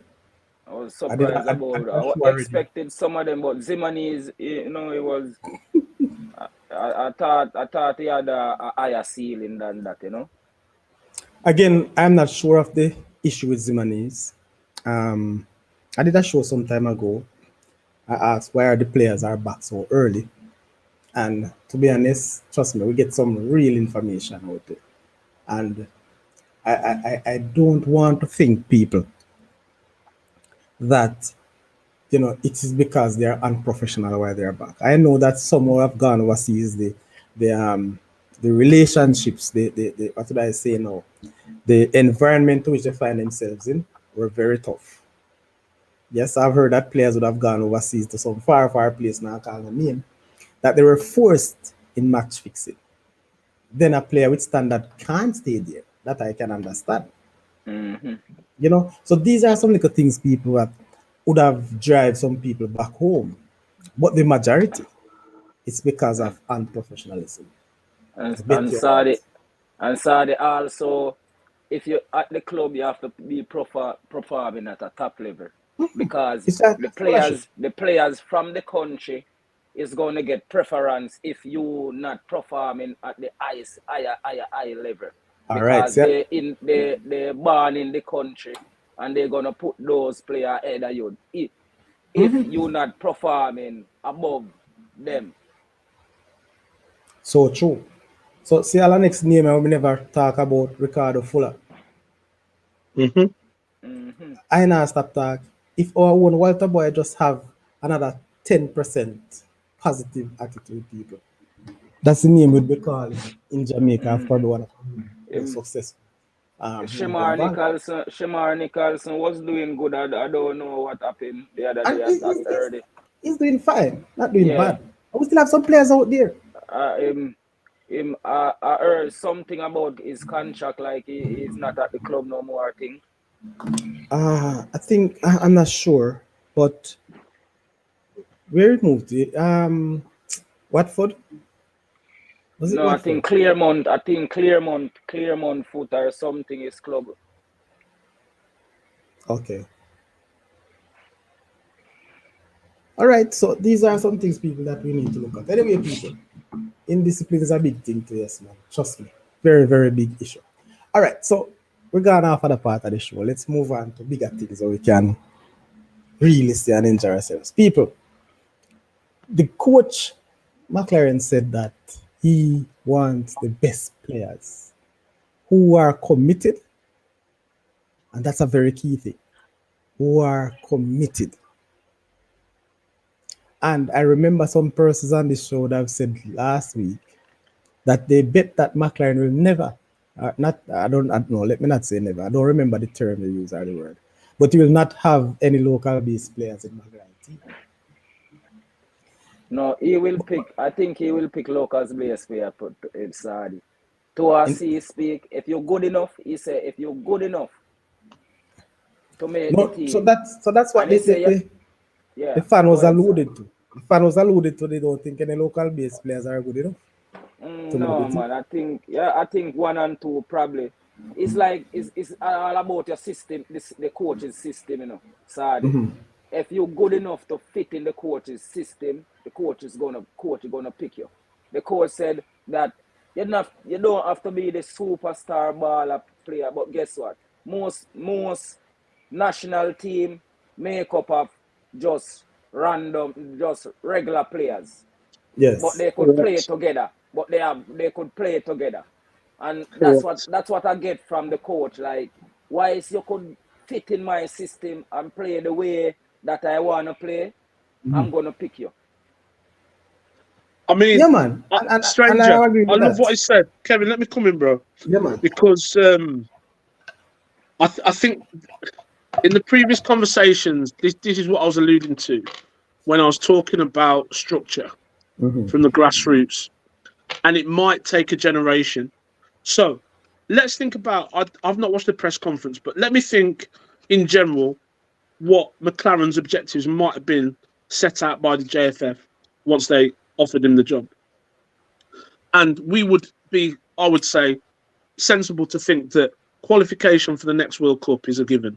That's his, base level bar. That's his base level KPI, Let's say that. Okay, so then he's got to think to himself, how do I make that happen? But how do I take this country with me? Because I'm a white guy coming into a black country and leading their team. I might be a coach with profile, but if I don't engage the local players, I'm going to alienate the fans. I can't just have a team of Jafakans, as I call it. I've got to have, I've got to have homegrown. But at the same time, you've got to have an ability level that means that on an international stage, you can perform.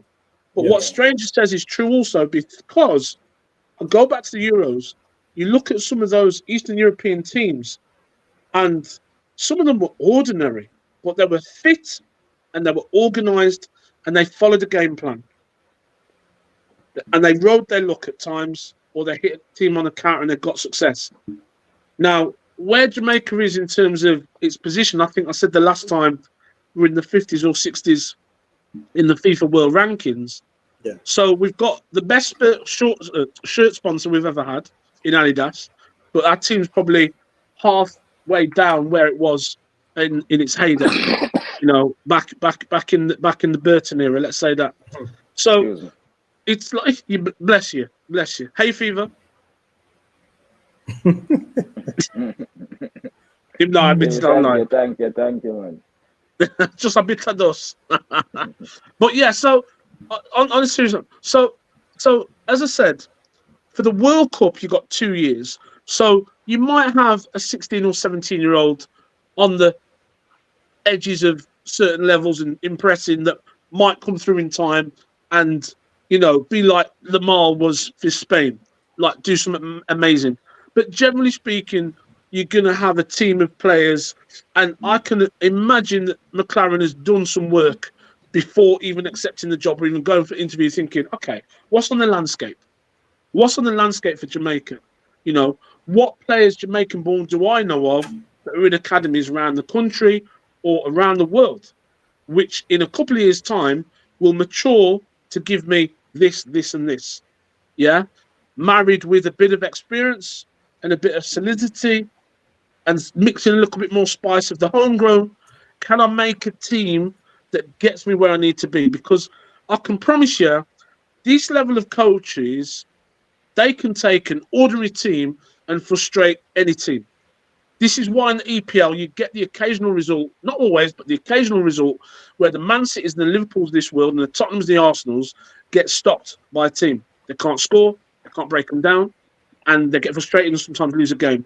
Because, like, real students of the game will be like, right, I know how to nullify them.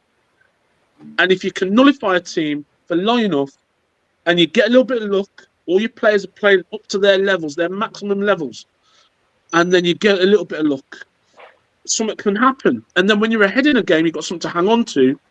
Players lift up, they rise up, they get big. They're like, wow, we're ahead.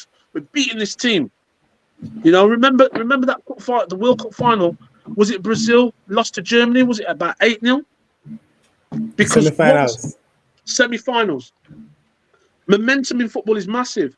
And when you have a little piece, it's great. And also, when you smell the fear in the opposition or they're under pressure, because let's be honest, Jamaica are under no pressure to qualify for the World Cup. Most people are not expecting that to happen. If they're looking at it on a... Well, just repeat this. Are you sure about that? Jamaica is not under pressure to qualify. Well, you've cut me before I finish the sentence, like most good journalists do. So let me put it in context. Yeah. So most people who would look at the FIFA World Rankings and think, okay, so if Jamaica are 56 and the World Cup say has 48 teams, then Jamaica are outside that 48. Yes. So on statistics alone, they shouldn't get there. But football and any sport doesn't always go by the form. That's why sport is the thing it is. It's amazing because things happen that shouldn't happen. Yeah. So McLaren's thinking, right, I've got to get 5, 10, 15% improvement out of this group of players to get where we need to be, to have an opportunity to qualify. Yeah? Yes. So that's where he's then thinking, okay, but what does that look like? What does that look like? Now, a coach of his level, the first thing he's going to be thinking is, I need a spine through my team. Why? Because he comes from Manchester United. And why? Whenever Manchester United have been successful, they have had a great goalkeeper, a solid centre-back, a great central midfielder, and a man who can score 20 goals a season without even blinking. So that's his mentality, I believe. That will be his philosophy to start. Spine. Goalkeeper, got to be solid. None of this flapping for corners, none of this parrying shots to somebody to tap in. Solid. Centre-back with pace, ability, open out, dribble the ball, play 60-yard passes, wants all of that. Midfielder can compete and create play. And then a striker that can score. Might only get 2 chances in a game, but scores at least one of those. Because at international level, you've got to be that efficient. Yeah? Because you're against the better keepers, the better defenders, the better midfielders. So everything's got to be on point to another level. So that's what you start with, your spine. You can fill in the blanks around. You can have a whole heap of runners. Do you know what I mean? But your spine, that's your team. So that's 4 players. 4 players. Yeah? Will those 4 players need to be Jamaicans or will there be genuine Jamaicans? Then it comes down to the ability. But the ability is going to be dictated to, like Stranger said, where they've done their football schooling. And that's not any local Jamaican coach's fault that they've not had access to the courses that make them better coaches, that mean that they can then offer better training to their players. That's what the structure is currently. And you might have a superstar coach who's got brilliant ideas and exceeds beyond the environment, but that'll be the exception that proves the rule, not the rule itself. So this is why I say you have to look at the whole structure. You have to look at how Jamaica can be gotten to the World Cup. Because I tell you something, even if Jamaica gets the World Cup, qualify, get in the group, and don't get out of the group. You remember the last time that happened? Like, it was Oh my God, this country was amazing. Oh my Lord. People couldn't, black. You just want to get to the World Cup, man. Why is it Sit get to there. the World Cup? Everything done. Everything done. No, man, we Everything need to done. move forward, man. But the first part of this The is now is first to get step to is the to World Cup. just get to the World Cup. Once we get there, we can do Anything. something. Anything can Yes. happen after that. Sit there. Once we get there. Well, before I forget, I want to not just correct you, but I want to put Go you on, on no. a what did I say now? I want to caution you, sir. Go on, sir. You can still use your Jamaican, but don't use the other term that I don't want to repeat now. The Which one? term, this no man. If you are not using Jamaican, the present coach, have a different term to use, and I want us to use that term. The man said right through the press conference, I've not heard him mention English-based players any at all. I don't know if Okay. anybody did, but he called them heritage players. Okay. So once have a Jamaican heritage, and you're good enough. So no more Jamaican for you, sir. It's I heritage can't use players. my own word. You A can. word I make up. I can't use it. No, What I man, you said? can. You can. Eh. But I'm But saying, some people will take it disrespectful. Some of the no, man. players, will feel like them not Jamaican, not Jamaican. They feel like they're Jamaican enough. Because if you're playing for the national team, I think you are Jamaican. All right. Once you get your first cap, yeah, Once you get your first cap playing for the national that's team it. You're done now. and singing that That's it. national anthem out there, Yeah. you are a Yeah. Jamaican. All right then. Okay, we could go with that. I can't use the word heritage though. I can't do that, man.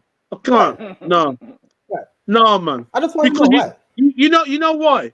Because there will have been a focus group sat around him saying, "I want to describe this. How do I do it without offending whole heap of people?" That word is too neat and tidy. Heritage.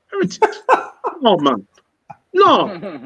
Oh, God. Listen, I people, can literally, in my not. mind, imagine people sat around a focus group with a whiteboard and flip chart paper. Oh, how do we describe the players from England who could play for Jamaica without causing offence to English people or English-born Jamaicans or to the Jamaicans? How do we do that? How do we do that? I can see that happening.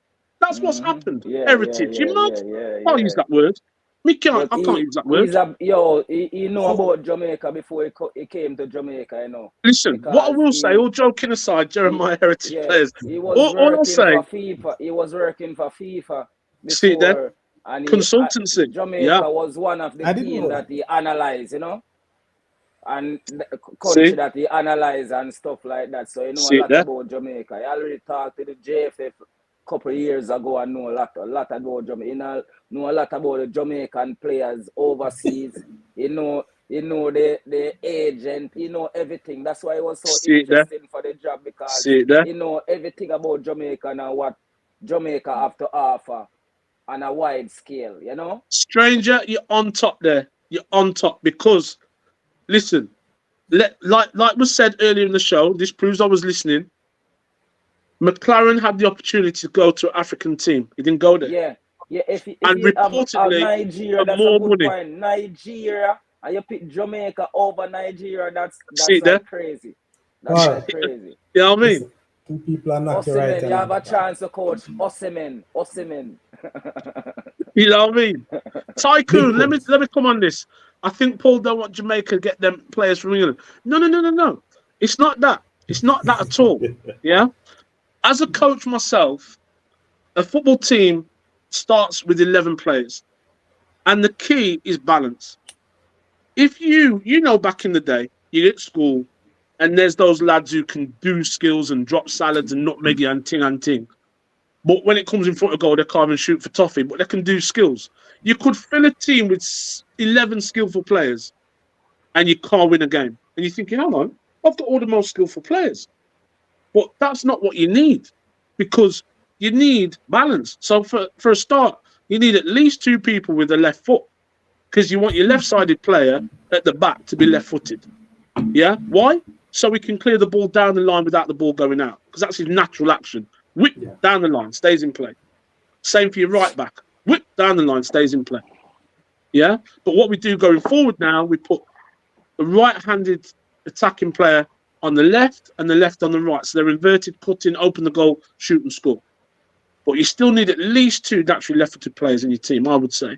Maybe even more. So already that's like 2 specialists, plus a goalkeeper. So that's 3 specialist players you need. Because a goalkeeper ain't like any other player. Even though they're trying to get goalkeepers to play now, look how well that goes. Look at even last season in the Premier League, the highest level, and how many keepers you can tell week in, week out, the coach must be saying, pass him the ball to feet and let him learn how to dribble and pass the ball out. And you can see literally goalkeepers sweating and that back cast is coming, they're sweating. You know what I mean? Because they're like, not everybody comfortable with it. You know what I mean? That's the problem. Sorry for the cut here. That's the problem, I think, which Andre Blake, our main number 1, he need to get more comfortable footwork with the ball on his feet, you know? Yeah. I think. Paul. Sorry. I think the second. Sorry, I think the second, our second string keeper, Wade, I think he is more good with his feet than Blake. You know, I think Blake need to work on his feet because nowadays these keepers have to be good on their feet to let so the defense could be more comfortable passing the ball out. You know. That's right. Your goalkeeper is now your 11th player. And back in the day, if a man said, yes, switch from right wing to left or left to right, man's pinging the ball in the air over the players to hit the opposite touchline. Now when a team switches, stay there at the centre circle, right-sided player will pass it to the left, to the right back will pass it to the goalkeeper will go out to the left-sided player will then go up to the further advanced left-sided player. That's how they switch now. By retaining the ball, there's no risk of losing the ball. Yeah. When you're coaching players at certain levels, they talk about turnover, transition, but also how quickly you win the ball back. Like Liverpool was trained for within 3 seconds, they're set to win that ball back when they lose it. But the best thing, guess what? If you don't lose the ball at all, guess what you're doing? You're running the legs off your opposition anyway. So that's how the game's changed. A goalkeeper, and the difficulty is you've got kids who were goalkeepers that are adults now who were never expected to kick a ball except for when it was static on the ground from a goal kick or a restart when they've caught the ball and they're kicking it from their hands. True. And now you're saying to them, no. You need to be able to dribble with the ball. You need to be able to change direction when a person's attacking you. You need to be able to play with both feet because if somebody's coming at your right-hand side, you're able to move it to your left and play out from your left-hand side. And that's where they struggle because literally they haven't been coached to do that. And you've got to think, with any ability, be it sport or a carpenter or a builder, if you've not practiced something, you can't just look upon something and say, oh, right, I've got that now, I'm doing it. Yeah, I'm perfect at that. And then the other thing is, when you're in a pressure situation in a match, you're going to revert to what's comfortable, what feels safe. Or you try and do what your coach or manager says, and you get it wrong. And that you look at last season, how many times the goalkeeper tried to dribble or tried to kick the ball out into the midfielder, didn't make the pass, and they've lost the ball, turnover a ball. Fancy. You know what I mean? A lot. Anyway, Paul, that's so much for coaching. Sorry. To the screen, this Paul and agent. That's coming. No, man. No, me not. Right. Just a You don't coach. answer because you're there. So Just a lover of the game. much more penalty, you know. Yes, people. RR and the man they on a big thing are going with them long-standing football. Oh, once you're Jamaican and have Jamaican passport. I like that. Yeah, I like that's nice. Yeah, that's cool. Nice, so, Jeremiah. So what must say about that part? You have Jamaica passport? No, man. I haven't spent enough days in Jamaica, have I? I've only been there a week this year. I've been there. You know what I mean? Anytime I come back to Jamaica, I get back a passport. What?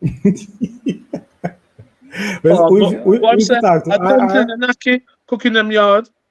Well, again, listen.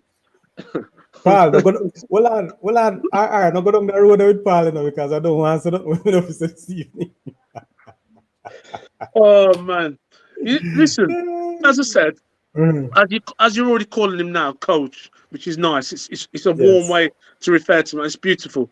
So see their coaches in place, and you know, again, what was mentioned earlier in the chat. I think somebody said parlor visionary. No, I just know the game, and again, like Stranger said, there was, if you did the research, you can see that McLaren, whether he was positioning himself or not, the things he was doing recently meant that he was in a good position to kind of look at the Nigerians in his world, or look at Jamaica, or whichever other country he might have considered, and think, do you know what? I'm going there. Because again, what you got to think is, he's what, 63 years old, I think it is now. Yes, he's And 63. so he's not going to have, let's say he's got 10 more years coaching. Brilliant. But all those years of experience, which is pretty much at the highest level, let's be honest. But he's looking at that thinking, okay, I haven't got the rigors of day-to-day coaching. Great. I'm going to spend time in Jamaica. Great. I mean, you know, free holidays all the time. Excellent. But then he's also looking at it, let's say he's looking at it at a scientific point of view, right? Now, there was a documentary that Michael Johnson himself done, which we could argue the greatest of all time, 200 meter, 400 meter. I know he's an American, don't upset people, sorry. But he did a documentary for the UK, and he talked about fast twitch fibers and the density of those fast twitch fibers in Jamaican and African descent people. Now, we could go into the history of that. I won't do that. But the fact remains that we have more. As a result of that, in all the explosive sports, for example, basketball, football, sprints. Look at football, for example. Look at the most explosive positions, striker, attacking midfielder. Look at the global game and look at the demographic of those players. The biggest majority of the strong, faster players are either of African descent or of Caribbean descent. So it's not by accident. So I would hazard a guess he would have looked at it and thought, do you know what? I've got the athletes. In 2 years, can I make them better footballers? And I would say he would back himself to say, I think I can. Because it's not like we're saying, oh, in December is the World Cup. No, he's got 2 years. 2 years. Now, I know that some of the qualification games will be coming up soon, but he's got a little bit of time. And if he can get some of the heritage over without upsetting the locals, because, again, look at what England did. England lost the love of the fans in England, the England national team. And they had a change. They did a lot of work, and they got that back. You know what I mean? Now, I don't know that Steve McClaren is going to launch himself with a waistcoat like Gareth Southgate did, but even that got him props. People were like, look at him, he looks stush. Some people like that. So, again, football's not just about what's on the pitch. The optics of the game is massive now. The other thing you've got to consider, coming back to the apology bit, is players have their own press. They have media people, but better than that, they have their own social media. So a player can get his narrative or her narrative across like they never could before. True. You know, everything used to go through the clubs. Now they can go and chat. Look at Ronaldo. He manoeuvred himself out of Manchester United. Yeah. He went on a show, said he's never going to Saudi Arabia. Within 6 months, he's on like world record breaking money in Saudi Arabia. He engineered that situation. Hold on. Pose back the question. Me missed that one there. You said me skip our question. I said, which one? Which one? Yeah, come back now. Pose it again, please. Is it the jam and dumpling thing? Which one? Or the dumpling and nothing? Oh, gosh. Is this one? I don't. You post it for me. Me mess it up. Charles, best of yourself, man. Good point to make here. The Panama game shows that Jamaica can play the ball on the ground. It's too much fear about failing. I understand. But you see, when you're under pressure to win, boss, and not to make mistake, in these little pick up thing and jump up to win, and yeah, if we have the teams getting together more often, yeah, I even not say often, but you're having a camp before game and you're turning up to that area or to the country a day before the game. I don't see how much, you need some time to get your little rehearsals, get your match practice together, right? Preparation and all. And I think that's the problem. Yeah. Absolutely. I mean, even aside from if like, let's even say jet lag. So they come from Europe. So you're talking a 9-10 hour flight. What, to play a game the following day? That's a lot of ask. That's a big ask. How about this Europe thing again? Mm. From England to Jamaica, 9 hours. How much is it from England to Brazil? How I much don't more know. than that? About 12 hours. You know? Is it? Yes, man. Wow. I remember, you know, there was one time that Pep was asking that Edison never take up an international game. Mm-hmm. And he mentioned about, you know, this 12-hour flight and to come back and so on. That was what he was getting at, because I think at the time his second string keeper was injured, and so he wanted Edison to stay. Yeah. Mm. So it's 12. I think it's 12 hour. I'm gonna double check it though. But you mentioned earlier about this 9 hour flight. I was about to say that other team or other players are traveling much more than 9 hours. Yeah.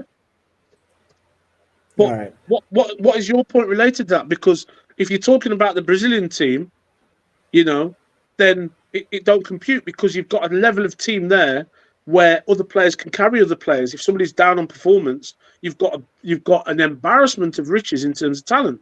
Yeah, but the players are still traveling to play. Yeah, but Kevin, when you're good, and I mean really good, yeah, that gets you out of jail. Yeah, it gets you out of jail. It just does. And don't forget the mental side of the game, where a team turning up to see the blue and yellow and green of Brazil, sometimes they've already beat themselves before they've stepped on the pitch, because it's Brazil. They're like, oh my Lord, it's Brazil. Yeah, because let's remember about the mentality and the psychology of football and any sport, and how much that has an impact. So then they step on a pitch and Neymar's on the pitch. You know, they step on a pitch, next man on the pitch. And those things can affect a player. They can be like, oh, wow, step off, pay them too much respect, before they know what the game's won. You know? So go ahead. If a player's tired and they're not running them, I mean, okay, we go back to Euros. You look at England. You tell me England didn't look tired in the group stages. They didn't look leggy. They didn't play at the tempo of the EPL. They didn't. Paul, let me tell you something. I rang money asking about England. I'm just giving examples of what's in front of me, bro. Because you use England as an example. No, I'm going to tell us that England just never up to scratch. I can't disagree.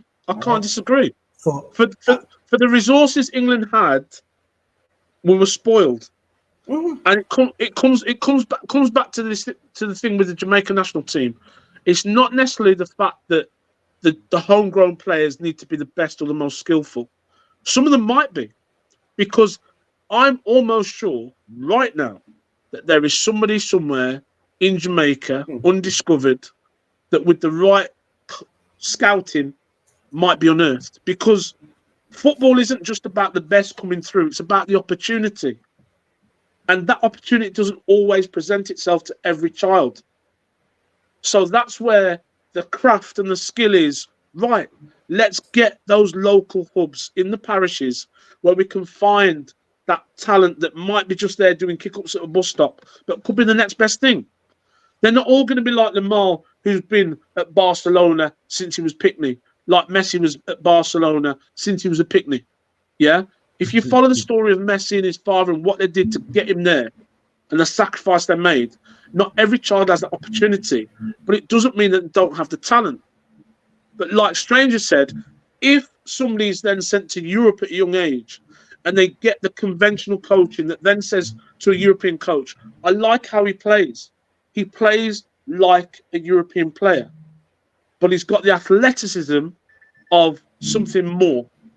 They're going to take that every day, because football's gone beyond football now. It's about athletes. If you look at the stats from professional footballers, it's crazy. The distance they run, the number of sprints they do, the speed they travel at. Look at, I think it's Tottenham centre-back. His 100-metre speed is ridiculous. Or time, so his time to run 100 metres is ridiculous. His actual speed at top-level sprinting is crazy.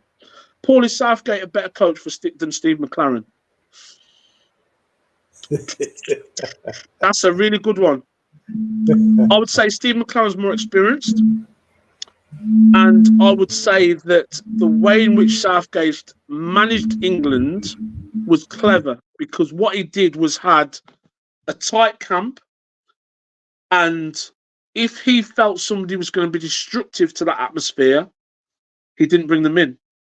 And you look at the Jack Grealishes, the Raheem Sterlings. I'm not saying that they had a problem themselves, but what I mean is, whereas many players would have been like, or commentators or fans would have been like, hang on, how comes he's not playing? He would have looked at, and also his loyalty to players that weren't even playing regular football, like Harry Maguire, up until the last tournament. So he clearly had in his mind, this is my group, generally. And it meant it was hard for people to break into that group.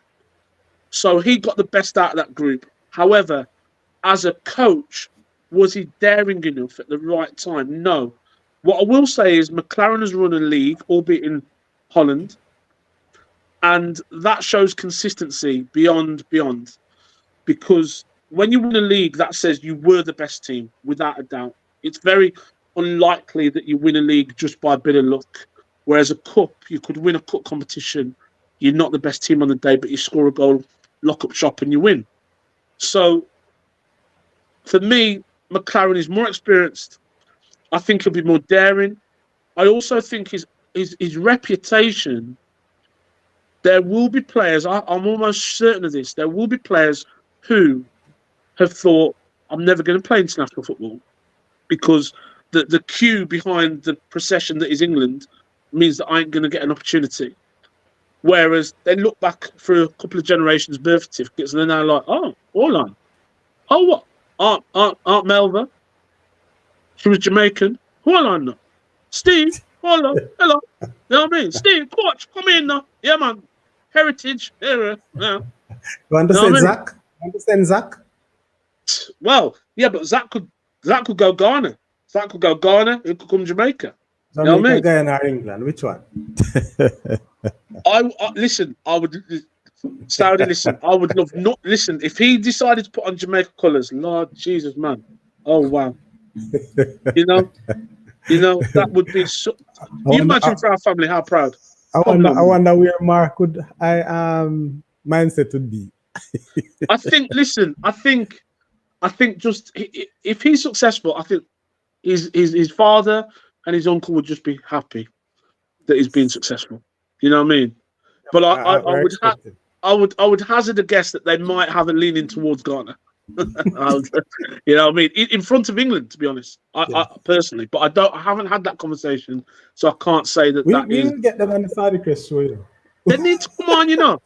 They need to come on. They need to get Zach on. You know what I mean? You know what I mean? Get him on. You know what I mean? Well, listen, that's his job now. He's in that environment. He's you know what I mean? We'll look after him. Hold on, Paul. Hold on. We're talking about Zach, a very young, promising footballer. He's in the Chelsea setup. So I'm just going to let Paul use a few minutes to introduce Zach to you. Properly, Zach. Devon is listening, you know. Devon Porter. Devon Porter. Okay. Oh, okay. Devon, good evening. So, Zach, are we talking about also the family link as well? Everything. We're revealing that? Okay. So, Zach Sturge is a relation of both Kevin and mine. And it's a proud thing to say. So, Zach was at Brighton and doing really well at Brighton. And about the time that Graham Potter moved to Chelsea, that same season, Zach also got signed by Chelsea. Initially, he went out on loan. I forget who with. I apologise. But then he came back to Chelsea, doing really well in the under-23s. He normally plays like left side, kind of left mid-ish, left wing-ish, cutting in. It's hard to describe where players play now because it's just, you know, everywhere. Yeah, man. Yeah, man. You know, about the only thing they don't do is go and goal, but you know, even sometimes they do that as well. But yeah, so he's a more attacking player, doing really well, doing really well. So he's in the same setup as Whisper. Zach's parents are of Ghanaian descent. That's correct, isn't it, Kev? Yeah, Guyana. Yeah, Ghana. His grandfather. Yeah. So he would have options in terms of his national, because he's born in England. Obviously, there's Jamaican link and also Guyana. So for me, I think, again, and I said this on, I think, the family group, for him to get to England, the first thing that's going to happen, he's got to be starting in the Premier League 10, 15, 20 games, or he's got to have an impact where people are talking about him. Sure. If you look at the decision that Cole Palmer made to leave Man City, wow.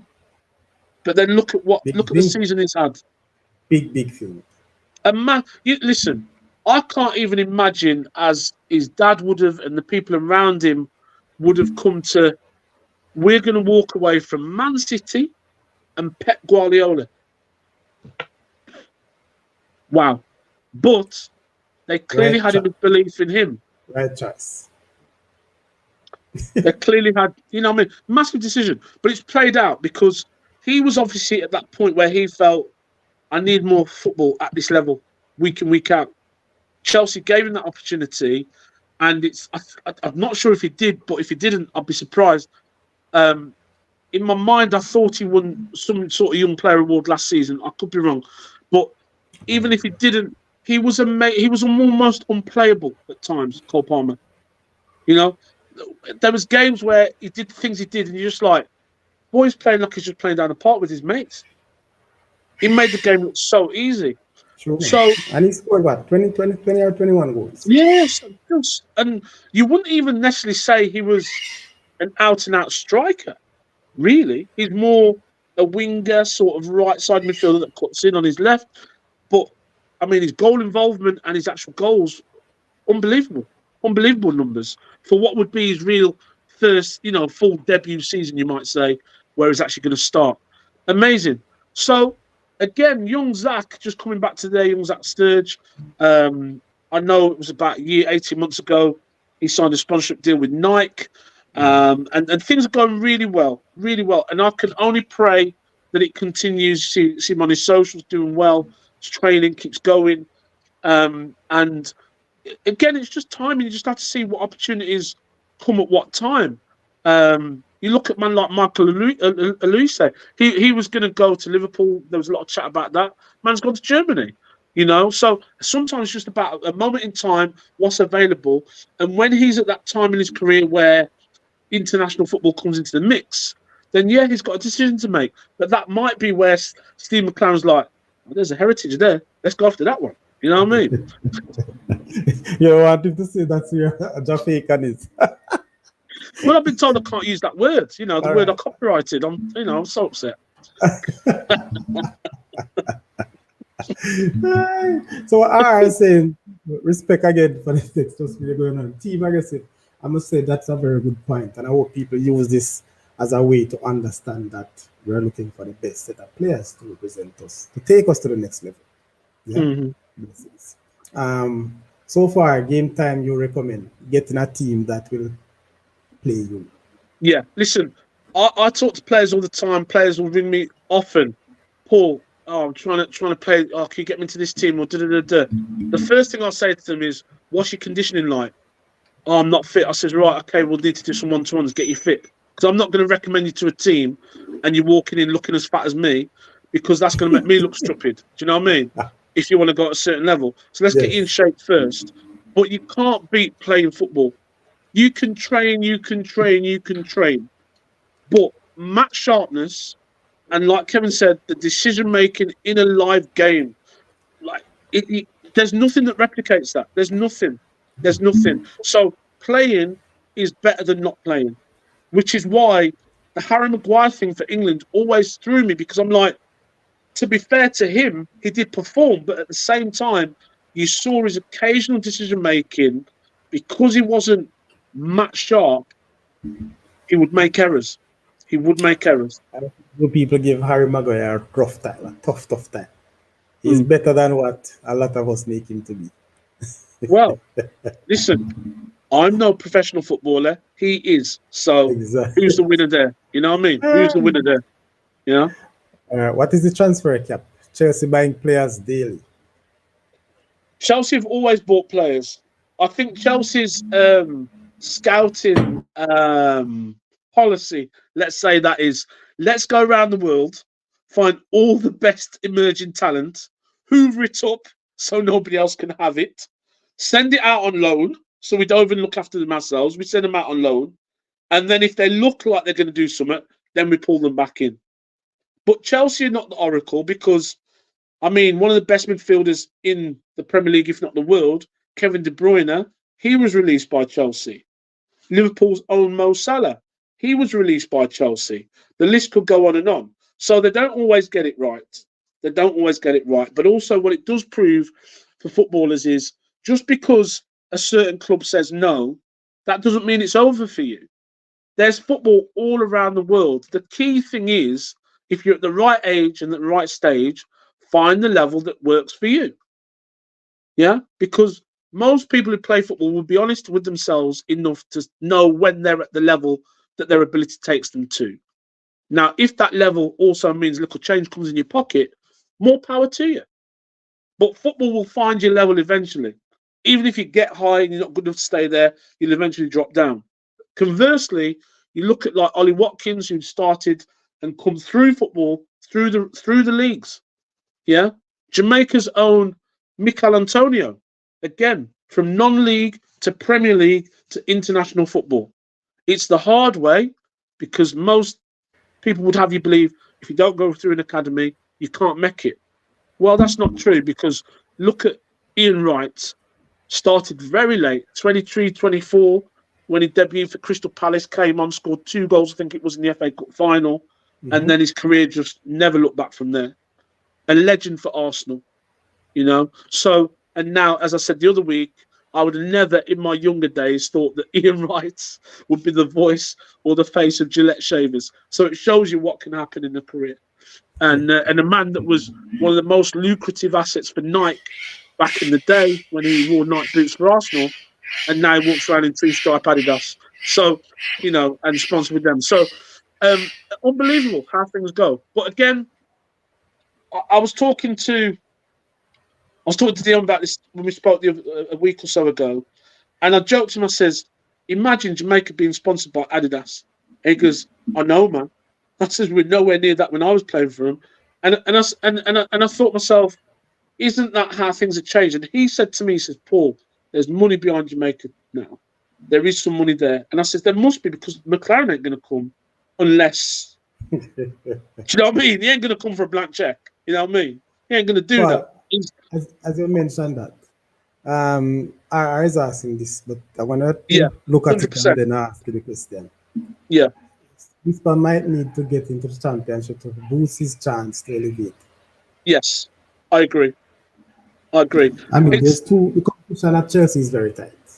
Exactly. And the thing is, even though Chelsea have brought in a first team of young players that they're trying to knit together, if you look towards the end of last season, they were starting to get an understanding of each other. And I was surprised that Pochettino left, but he probably thought, you know what, this is hard work and I'm done. But they're getting together, and if it's not this season coming up, next season, watch out for Chelsea. Trust me. Because once they get that and it links and it syncs, you know, when Jackson starts firing, when Mudryk understands it's not just about pace, and all these components come together, and then you've got like the maturity of Raheem Sterling in the dressing room, because that's the thing. It's when you've got mature players, experienced players, it's not just what they do on the pitch, it's how they bring that calmness to young players who are like, oh, buzzing, drinking Red Bull, oh, I can't wait, I'm going to play a game. Calm down. Chill out, man. You know what I mean? Get a good first touch, relax. That's what an experienced man can bring to the table. And so that's where, championship football, listen, the English Championship, I believe it's, in terms of revenue, it's the 6th highest league in the world. So Division 2, effectively, you know, one being Premier League, it's worldwide, it's still a very high level. So if you get championship, I mean, listen, there's some man in the championship earning more than Premier League players because their contract says so. So, and the level of football there, he'll get more football because they play more games in the championship. The championship, I mean, in the SPL in Scotland, that's already started. I think the Championship starts proper this week, and then you've got Community Shield it's called now, this weekend, and then Premier League starts next weekend, I think it is. Yeah, so next week, 17th. Yeah, football's back, man. Well, the 16th, yes. rather. Yeah, football's back. Yeah, man. Yeah, because Sky forced Friday night football on everybody. So yeah, RR, Paul, can you confirm they play with 2 passport for England? What do you mean 2 passport? Who? Who's got 2 passport? Tell me. Who are you referring to? Or is it a joke you're making? But no, Championship is still a very good level. And if you look at, say, Wales, Scotland, Northern Ireland, Southern Ireland, not many, but some of their players would come from the Championship. This is the 2 passports he's asking. Oh, British. Oh, Jesus. Hey, Paul, I can't run with RR and dangerous. Oh, God. He's Dangerous, man. Yeah, wicked, man. I'm not able to see all the likes I got RR. People like up the stream, no, man. Please. Hey, Paul. Yeah. Back to our own Jamaicans. Come on now. Listen, I don't know these things, you know. Is this any truth, Paul? What is it? Hold on now. What am I saying? Sterling, average British, Kean, No. English. It says Sterling have Oh, British Sterling, passport have British. and Kean, have English. Passport, No. that So, is. okay. So, you for them, on a serious note, for them, man, right? So you have a UK passport. So it's the passport of Great Britain and the United Kingdom. It's one passport, and that covers you for England, Scotland, Wales, Northern Ireland, as best as I know it. I know that Scotland has devolved and Wales have got devolved powers. I don't believe they have individual passports yet.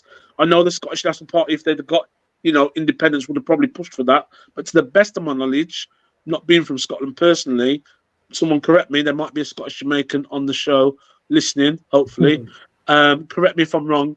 But as far as I know, most UK citizens that have a UK passport, it's Great Britain and the United Kingdom. Yeah. Okay. So it's one passport. It's one passport. All right. I didn't hear that, no, but I mix up the thing. All right, Paul, what have you gotten for us? What news you receive in terms of prospective English-based players? You see, now that's on the premise that I've done my homework, Kevin. I thought you said when you get back here. Do you know what it is? I didn't know how frequently you're going to do the show, bro. You know what I mean? I'm busy, you know. I've been busy. You can't be busy on a company show every time you show a run.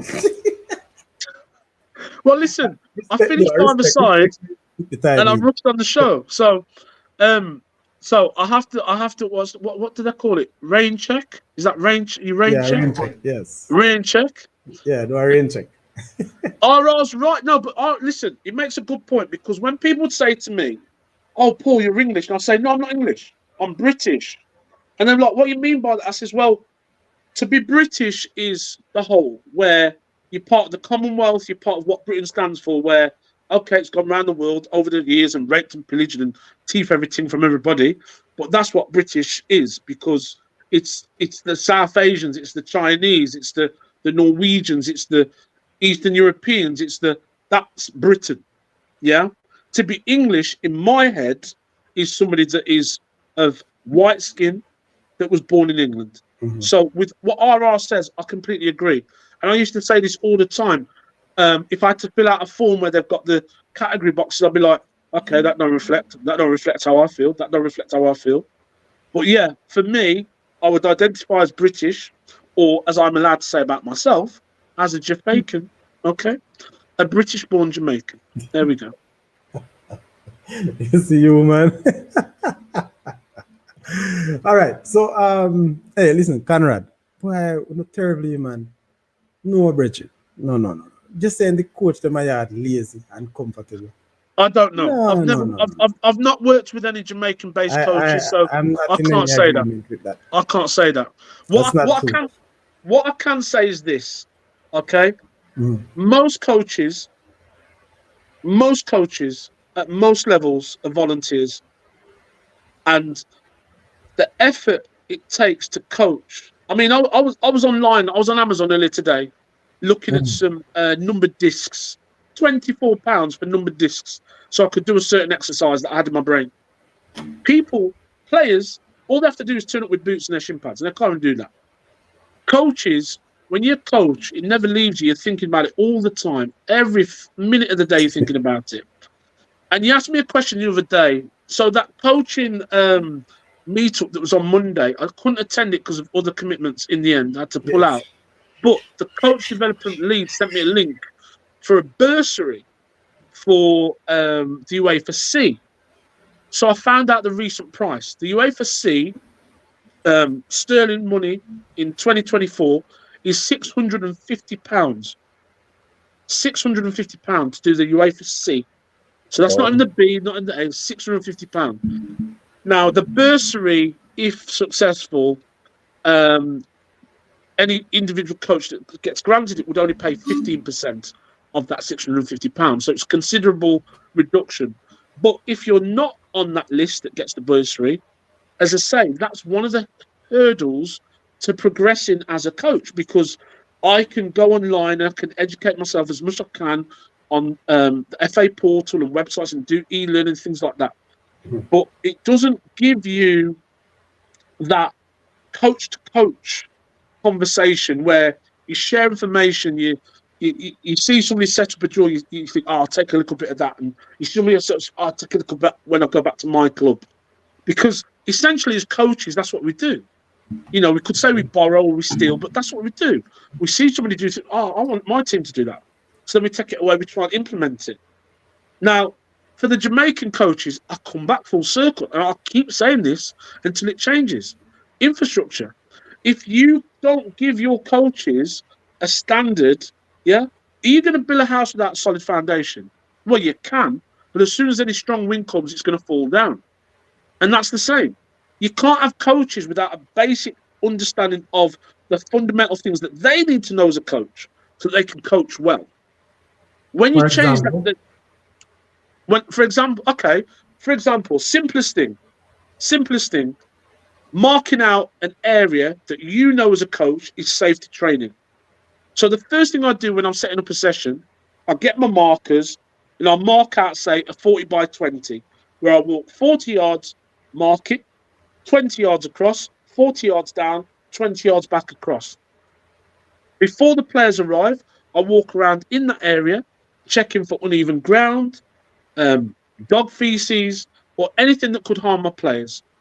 I then check around the perimeter, because they're not just going to play in that area, they're going to run out of it, the ball's going to go out of it, and they're going to chase it and things like that. So the first thing your courses teach you to do is to create a safe environment. But we have done that. Okay, but you asked me for one example. That's it then. So since you give that one, I'm just going to respond to it. That's fine. Yeah. So, but Conrad, it's not all about money, because what I've just explained there, that's nothing to do with money. That's about preparation. So if you're coaching a set of players that starts at 7 o'clock, as a coach, you need to be there maybe from 6, because you need to be able to prepare in your mind what you're doing if you haven't already, set it up, because when your players come, that needs to be ready to go at 1 minute past 7, not at 10, not at quarter past, not at half past, at 1 minute past 7. Because if you're coaching amateur players and you get them once or twice per week, and say you have them for 90 minutes, how much coaching are you actually doing them 90-minute sessions, those 2 90-minute sessions? Mm-hmm. Yeah, but because it's all right. Paul, let me tell you something. One of the things that I have noticed, and there's a lot of things being said here in Jamaica about our coaches and our coaching education and so on. What I say to people is that there are some things it's going to be difficult for us to compare with, let's say, England or US. Yeah, I understand. It is just the reality. Yeah. The major difference between first world and third world comes with everything. Yeah. The resources. That's what. Now, it is what we have. I don't have access to the level of training that you have, Paul. No, it's true.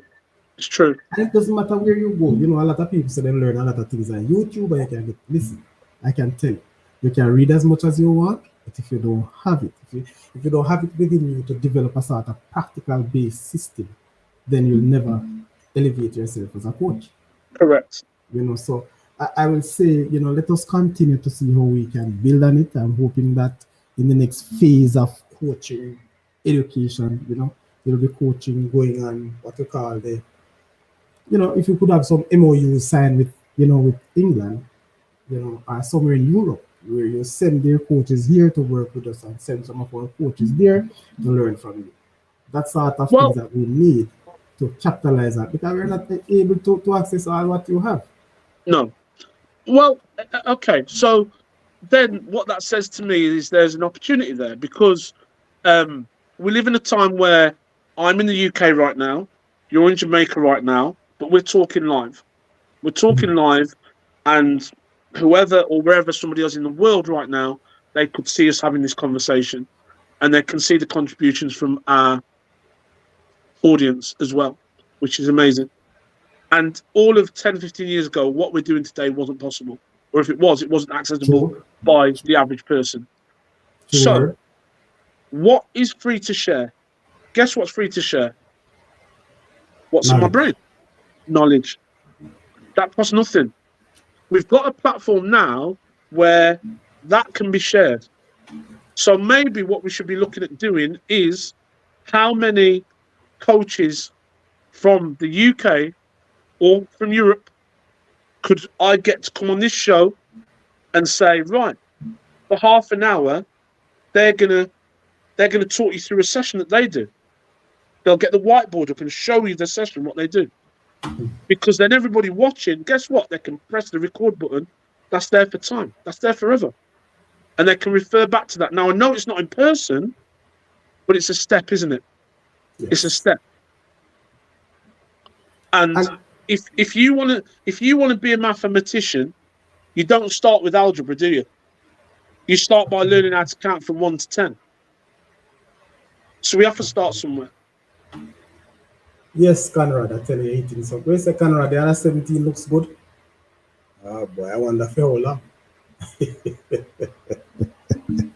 But you see, that's a point in itself, though, because under 17s, come the World Cup, will be under 19s. 2 years' time, they're under 19s. Mm-hmm. So then what you're saying is, can you expose those under 17 players to enough football at a decent enough level where they would be able to compete at world stage? Because maybe something that could have been done, say if Jamaica had qualified for the Olympics, I don't know if they did or not, because I wasn't following the football side of things in the Olympics, to be honest. No. But say, for example, they did, the best thing for me, looking at the bigger picture, would have been to, right, okay, blood the 17s or the 18s into that tournament. Doesn't matter whether they lose, win, draw, don't matter. Give them that international tournament experience, exposure. Yeah, because they will come back. Even if they lose, they'll come back better for it. And they'll be able to build on that. Yeah. Conrad, what can you say about the under 70? Yes, they look good. Why is it they say look good? How often you see them? The good thing about it, though, what I know is that they are in preparation. They have been doing some tours. Yes, local players going in Florida and so on for the past couple of throughout the summer. And, you know, that's a good sign. But I ask the question, for how long? Will the JFF really continue on this vein and so on? Again, who are the coaches in that setup? I will not say much more on that. I guess I guess Conrad have a lot of information on that. All right. Sorry, I think we get some basic wrong though. Of course, a whole lot we got wrong. But I'm saying we are improving. That's what I'm saying. The coaching education improving. The coaches are improving.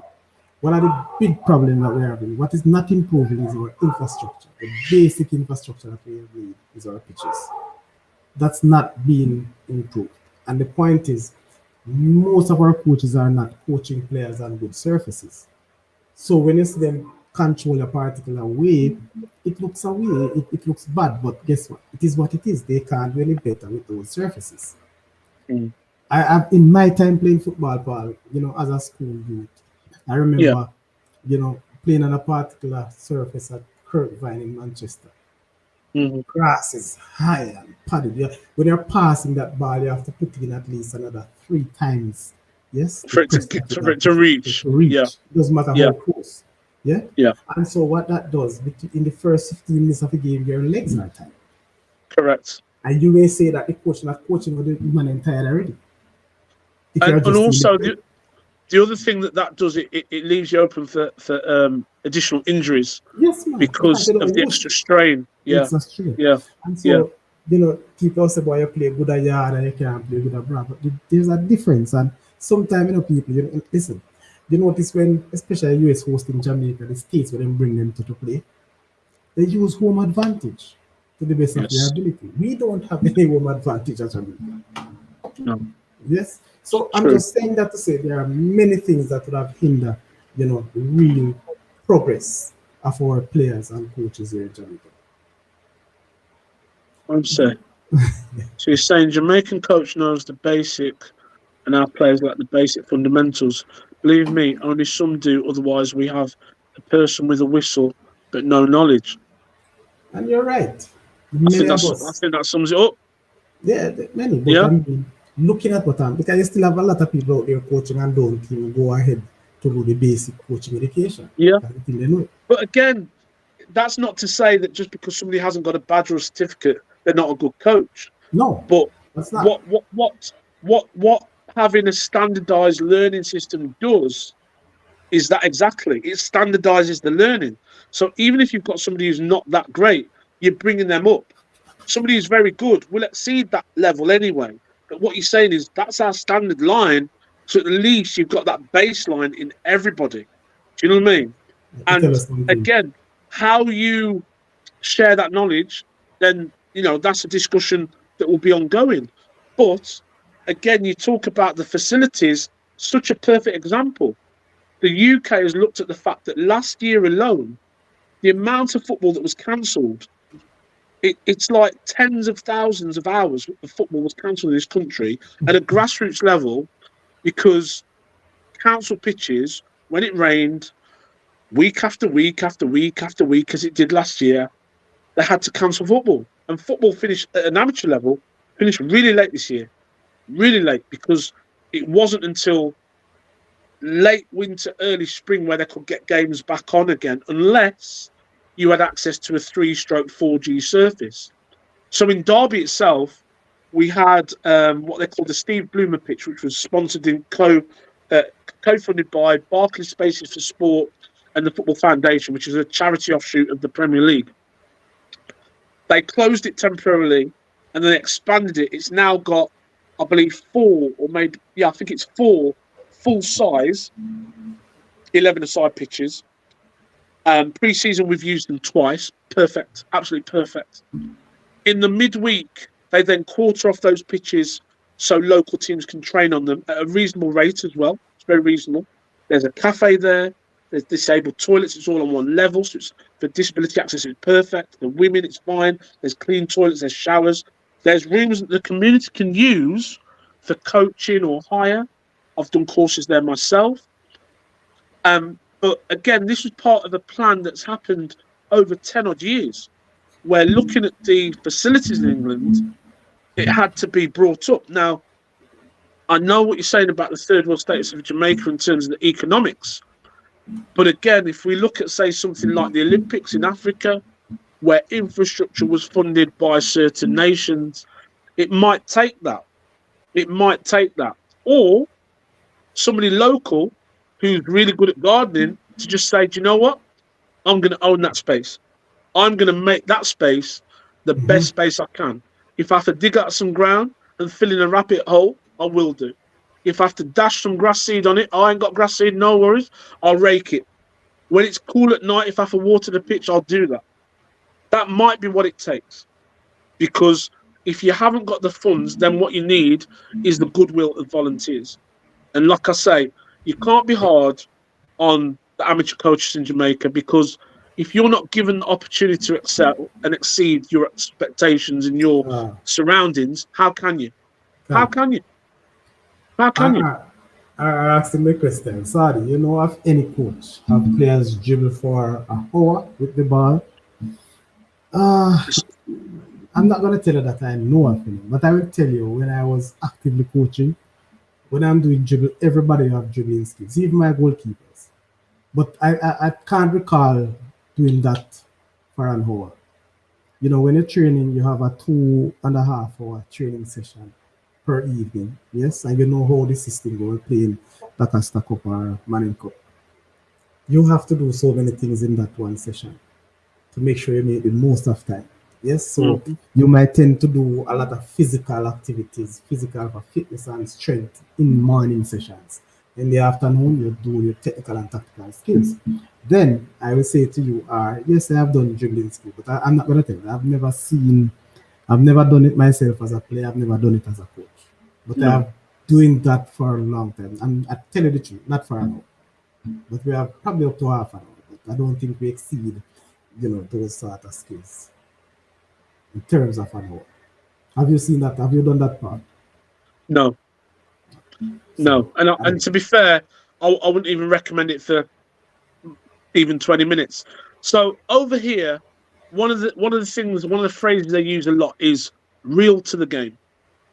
Is your practice real to the game? So if you're doing a defensive drill, are you using the width of the pitch, full-size goals, 4 defenders, maybe 2 midfielders, and then for defence, but then 2 attackers, 2 attacking midfielders, and saying, right, okay, try and get success from the halfway line.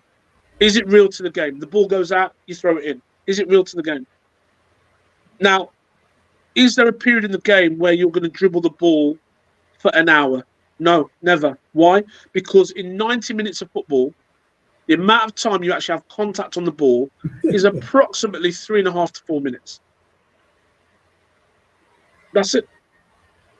So dribbling the ball for an hour has no purpose.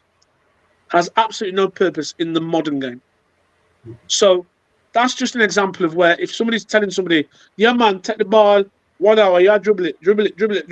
I'm saying dribbling for 20 minutes, half an hour, in that, as I mentioned that I have done it, is to have people having control over the ball while moving. Developing that sort of thing. It's not a matter of wanting to learn to dribble or to be the best dribbler, so to speak. But just have to have the control, what you do with the ball, move in a particular way to get back on the What age group was that, Kevin? What age group was that? Age group? I'm talking about 14 to 18. Okay. A player at the age of 14 to 18, if they can't dribble then, they ain't never dribbling. They should be able to dribble by then. Yeah. If you were talking about not to improve so much on dribbling, if you were talking about 5 and 6 year olds, okay, fine. You're trying to introduce them to the ball. You might put a few cones on the floor, say dribble around them or dribble around each other. Fine. But at 14 to 16, 14 to 18, if they can't dribble, they're never going to dribble. You know what I mean? If they can't play ball with their left foot, they're never going to get it. The reality of it is what we have. And when we get those players not having that and we want to get them to a level, then, and in my time, schools that I worked, they don't have the abundance of talents. Yeah. Okay, so you're trying to improve everybody up. Okay, I understand that. But I can guarantee, Kevin, the best thing you can do or ask them to do is just to play games. Because guess what will happen in a game situation? The pressure of the game will make them work it out. Yeah? And what they then should do is go away from your session. Because, listen, your time's precious in that session, like you say. If you're doing a 2.5 hour session, that time goes like that. It goes so fast, it's crazy. So if there's somebody who's not proficient at controlling the ball and passing the ball 5 yards, 10 yards, you can't fix that in that session. You can't fix that in 6 weeks of sessions with them. They need to get a football, go away, find a piece of wall, and bounce the ball back and forward until they get comfortable on the ball. You can't waste your time doing that. I promise you, it's your time is so precious when you're coaching. I understand the principle of what you're trying to get to them and get into them, but in the long run, you're then okay. Let's flip that. You've got a really whizzy player, right? Really good, skillful player, and he's got to do a drill that for him or her is just not engaging. Guess what's going to happen to that player that's up here? They've But gone. Head's gone. They're not engaged. yeah. Yeah. So you're better off playing a game situation and then within the game setting challenges, saying, okay, guess what I want you to do? You've got 5 touches on the ball. When you receive the ball, you've got 5 touches on the ball to receive it, get comfortable and pass it out. You can then say to the players, you can't engage this player until they've had 3 touches. Yeah? Because then that player knows, right, I've got 5 to be comfortable, but if I can get my work done in 3, if I can get my work done in 2, no one can come near me. So guess what that does? That gives them the confidence and the time to just relax and think, right, okay, got 2 touches, right, ball's coming in, there's 1, boof, got it, right, look around, okay, release the ball, bang. Because they know in 2 touches that can't be done. Whereas if you're dribbling, it's unopposed. That's not real to the game. In every situation in the game, there will be a player within yards of you who's about to oppose you. So this is one of the things that they always say on courses, is your practice, is your drill that you're setting up, is it real to the game? If it's not, don't do it. That's what they... And listen, the first time I heard that, I thought about some of the drills I would do time and time again. And I used to think, what do you mean? I'm not helping them by doing... I'm like, I thought I saw progress. And then I looked at it honestly, I thought, but have I? Doesn't that lad still dribble into the cone and occasionally miss one? But the guys who are good and skillful, they can slalom in and out of them like it's nothing. And I thought about it, I was like, yeah, that makes perfect sense. Makes perfect sense. Yeah. All right. So, Paul, do you think JFF need to have friendly games in England next year? I think it'd be a really good move to engage because there's a big Jamaican following in the UK, as we well know. It'd be an amazing move from like a marketing point of view, just to kind of reintroduce the Jamaican team to the UK fans that are over here, myself included, to reaffirm Steve McClaren as coach of Jamaica, to unearth or awaken some of the heritage players that might have been sleeping on their careers thinking, 2 years to a World Cup. Let me just look what's possible. Agent, hello? Can you get coach on the phone? Thank you. So I think it'd be great. Yeah, man. Go up to Newcastle, big up stadium in Newcastle, get whole heap of fans up there. Do that one. Anfield, obviously, you know what I mean? Apparently, Kevin, it was released just a day or so ago. We've now got the 4th largest stadium in EPL. Ooh. Yeah. Liverpool, Anfield. Yeah. Yeah, since you know the improvements they did on the stadium, yes, because they had to get the health and safety tests on releasing the extra seats to the. That's all done now apparently, and now we have the 4th largest stadium. Yeah, and just for the Man United fans out there, our roof does not leak. It doesn't leak. I know I couldn't say it properly, but it doesn't leak. You know what I mean? You don't need an umbrella at Anfield. You don't. You just don't.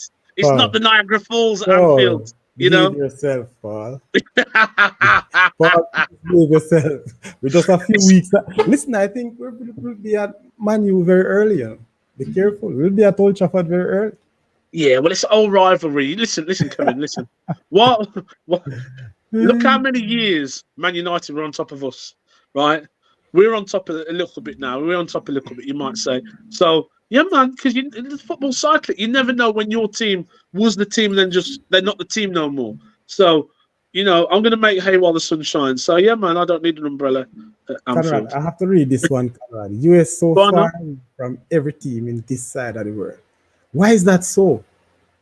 So far away in terms of how good they are, or yes, must be good on their status. Okay, so let's look at it's a no-brainer. Yeah, resources.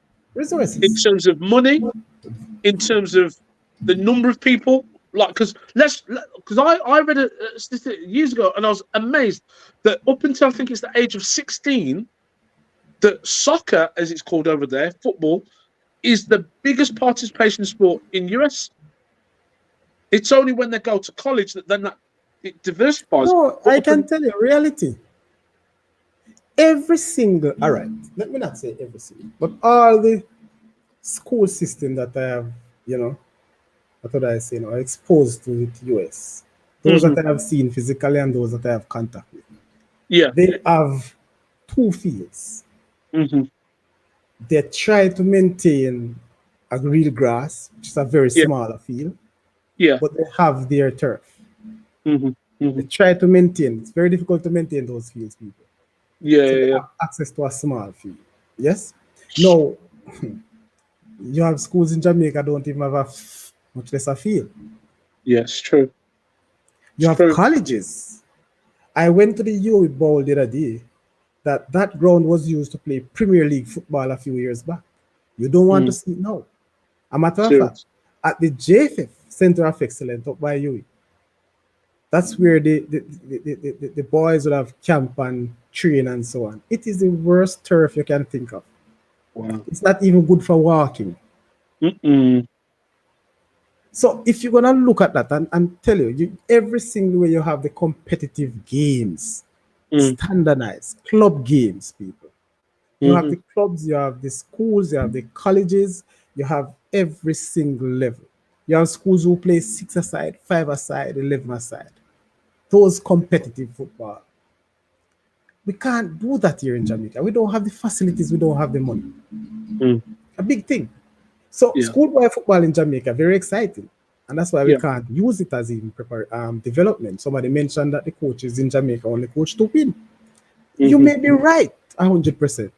But no, Yeah. has been changing a bit. Why it has been changing? We have seen the development of more academies now in our country. Wow. Mm. Yes, gone are the days you only have 2 or 3 academies in Jamaica. Okay. One just have a name in Jamaica. Mm. They actually move so often abroad in Europe. So Yeah. now you can see the difference. In the academy, you can coach that level of development. You go to high school football, you play Manny Cup or Cup, everybody want to win. Mm-hmm. What you're gonna have, tell me now, people, and this is what I'm saying, not to defend the coaches, because when I was coaching the Cup in football, or the Cup football, I used to believe in development. I used to start, I tell you about 14, those ages, when I have a good 14-year-old in my Dakar Cup training, my senior training, Mm. no matter him size. Same thing for the under 16. So I used to have a lot of youngsters playing. And over time, you understand, they will not be that product in the first or the second year, but you give them 3 years, you see the difference. Yeah. When you have a 17 and an 18-year-old doing or in training, you just want to get them as fast as possible to the competition, like what we're doing now with Reggae Boys to the World Cup. Yeah. So, But so that what I'm saying, Conrad, they will always lead us. Canada is ahead of us as well. Panama is ahead of us. Look at the natural ability of our players. We have it, but what we are mm, lacking, it's the structure structure. to support It's them. bad. It's It's bad. to support the players and support the coaches. That's the issue. What we've got, team aggressive. Jamaica don't really have a fitness problem. It's our ability to keep the ball is poor. We chase the ball for about 75 minutes, so we must be tired. Yeah, fatigue. Keep the ball will give recovery time and save legs. Can't disagree with that. Can't disagree with that. And You know. again, yes, this is something that we have to develop. But for us to keep this football long enough, we have to play together long enough. Yeah, I it's true. tell you that.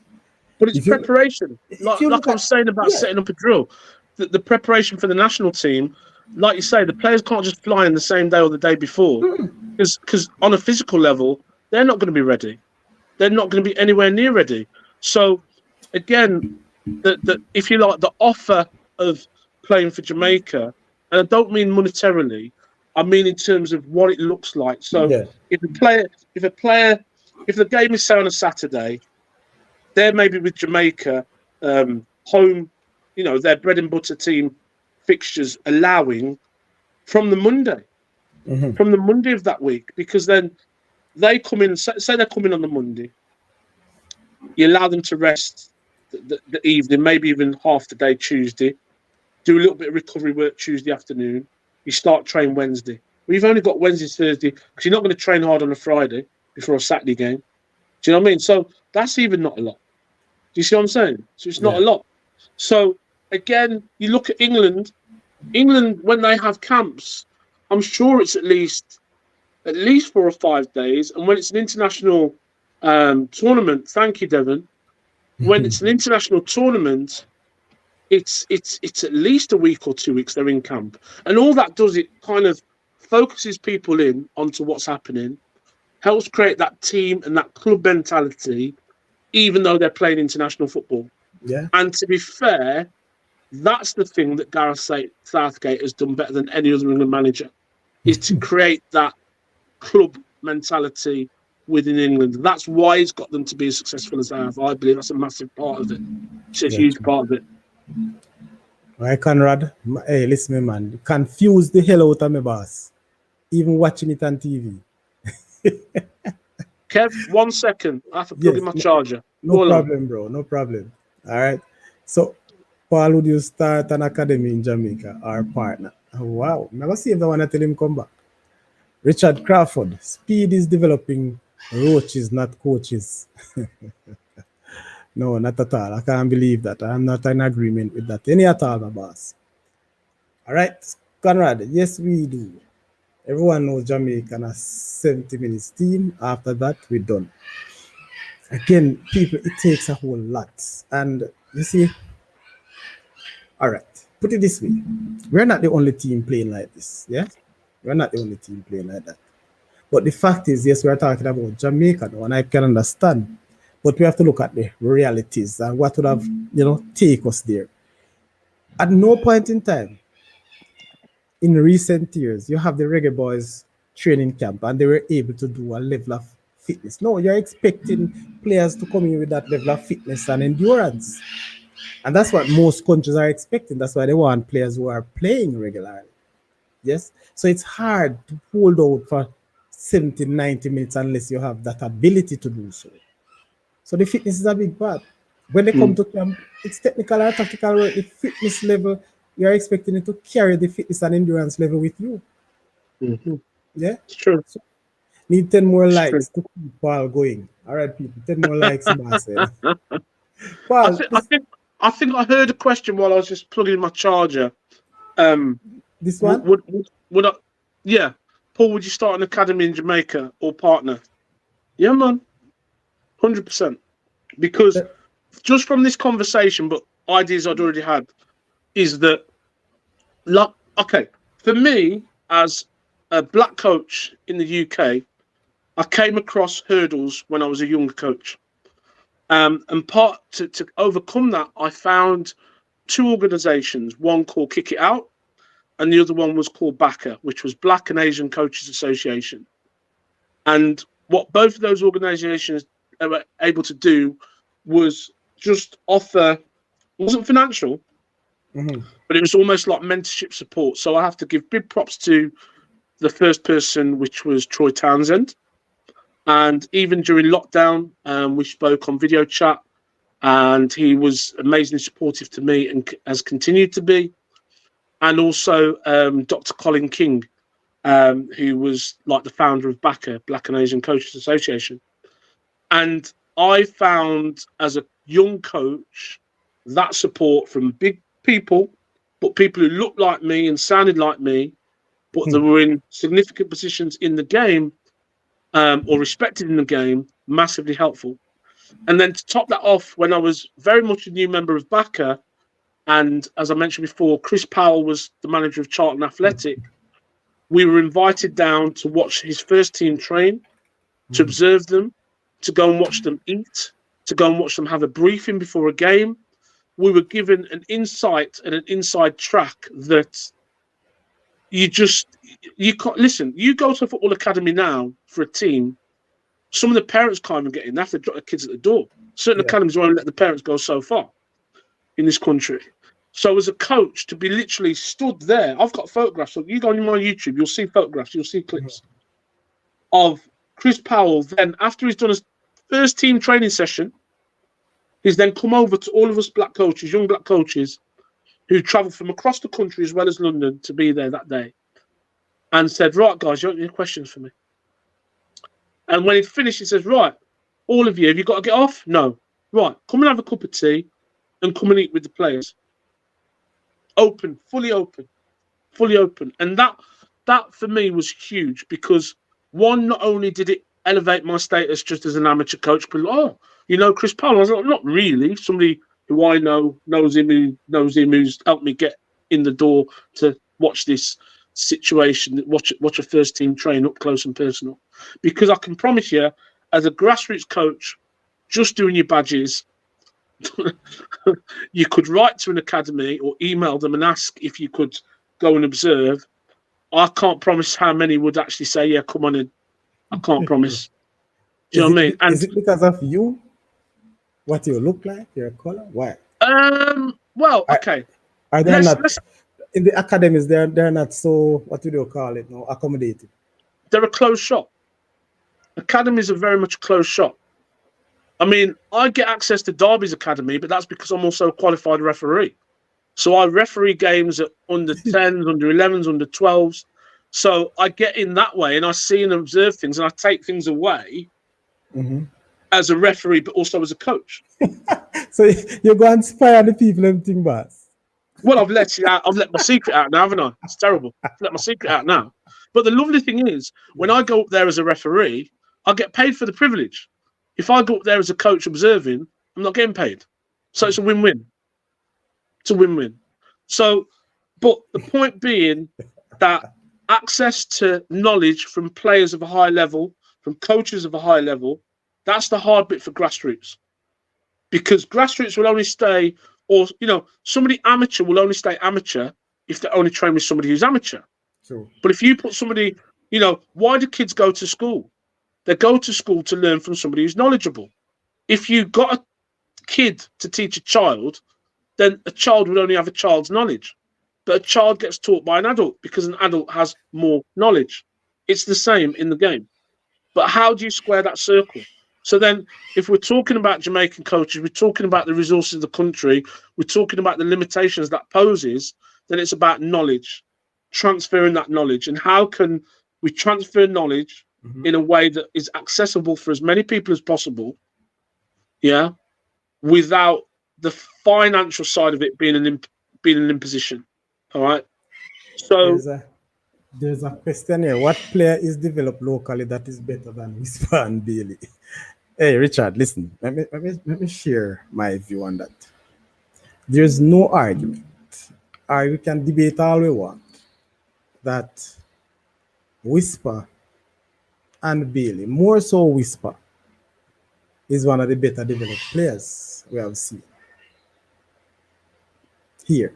Because the truth of the matter, people, most of Leon Bailey's development, right, were done in Europe.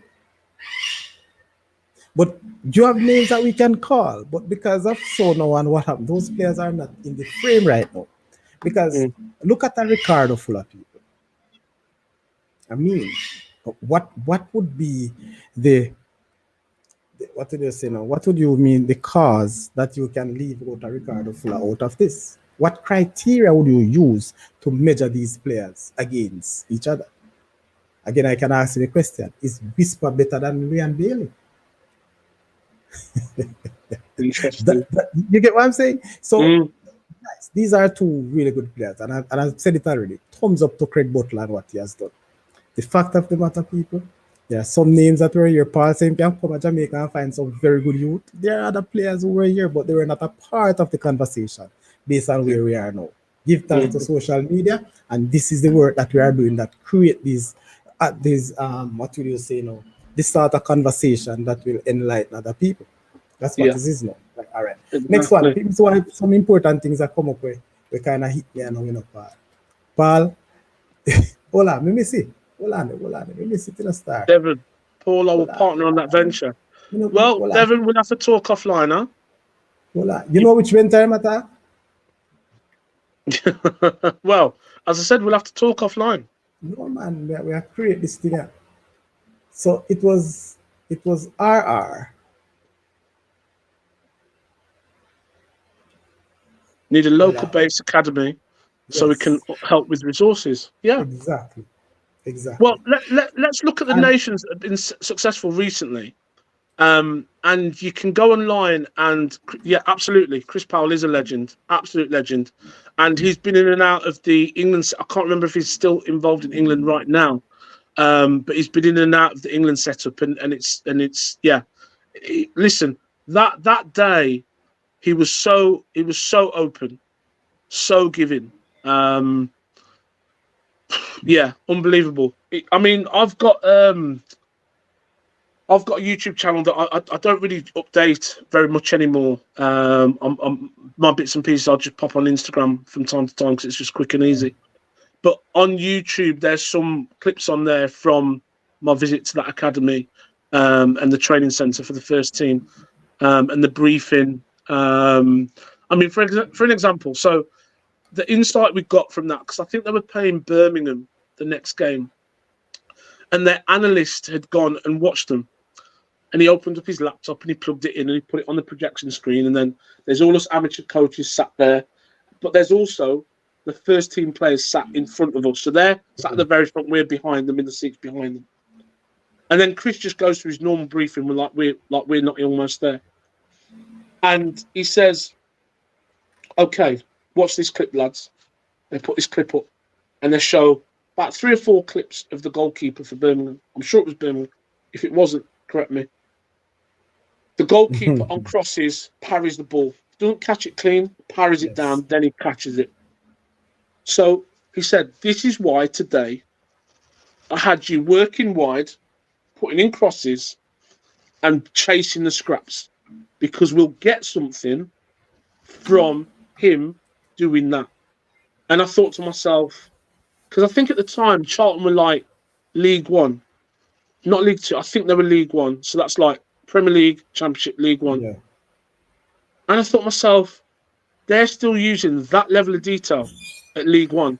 I thought, wow. And they went on to other things. Right, I'll look at the right back. Look at what he does. He always does this. He gets so far up the pitch, then he does this. And I was like, wow. So literally analysing down to the patterns and the habits that people have. But it also gave me the insight to thinking, at a grassroots level, we don't have that knowledge of the teams we're going to play, in terms of it's hard to find the time to coach your own team, then for 90 minutes go and watch your opposition as well. It's very difficult. So you're kind of flying by the seat of your pants when you play a team for the first time, like say in a cup competition like my lads have got this Sunday.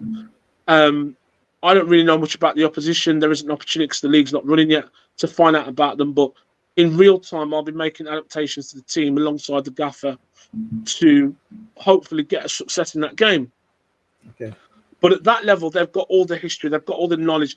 And that's why teams can almost nullify each other in games, because they've got so much data on them that they can tell the players everything they need to do. But the flip side of that is players have got so much in their heads from a briefing that they can't think on their feet and do something like the Ronaldos, the Neymars, the Messis do, which looks magical, because most players are so coached, they can only do what they've been coached to do.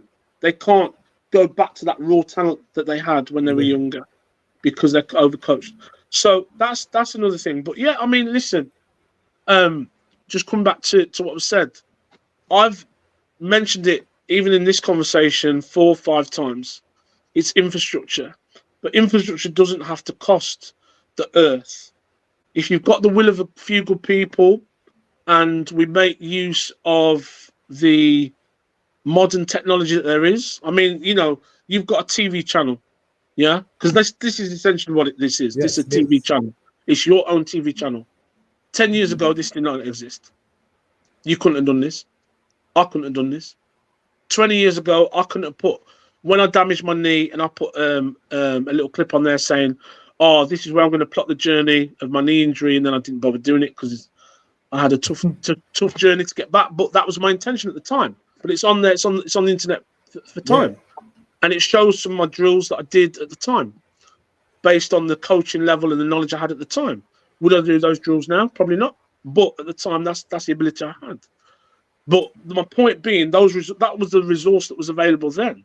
What resource will be available in 2 or 3 years' time? Who knows? But these things are enablers. As long as you've got a phone and you've got some sort of connectivity to the internet, then you're in touch with the whole world. But that also means that somebody in a rural area who can't get to a central location could get information disseminated to them that helps them. They could be on a group call of coaches where you're discussing, you're showing, you're sharing. That might be how it looks to start off with. Yeah. We can use the power of Microsoft Teams and have, I don't know, how much people can you have on Teams? 50, 100 at a time?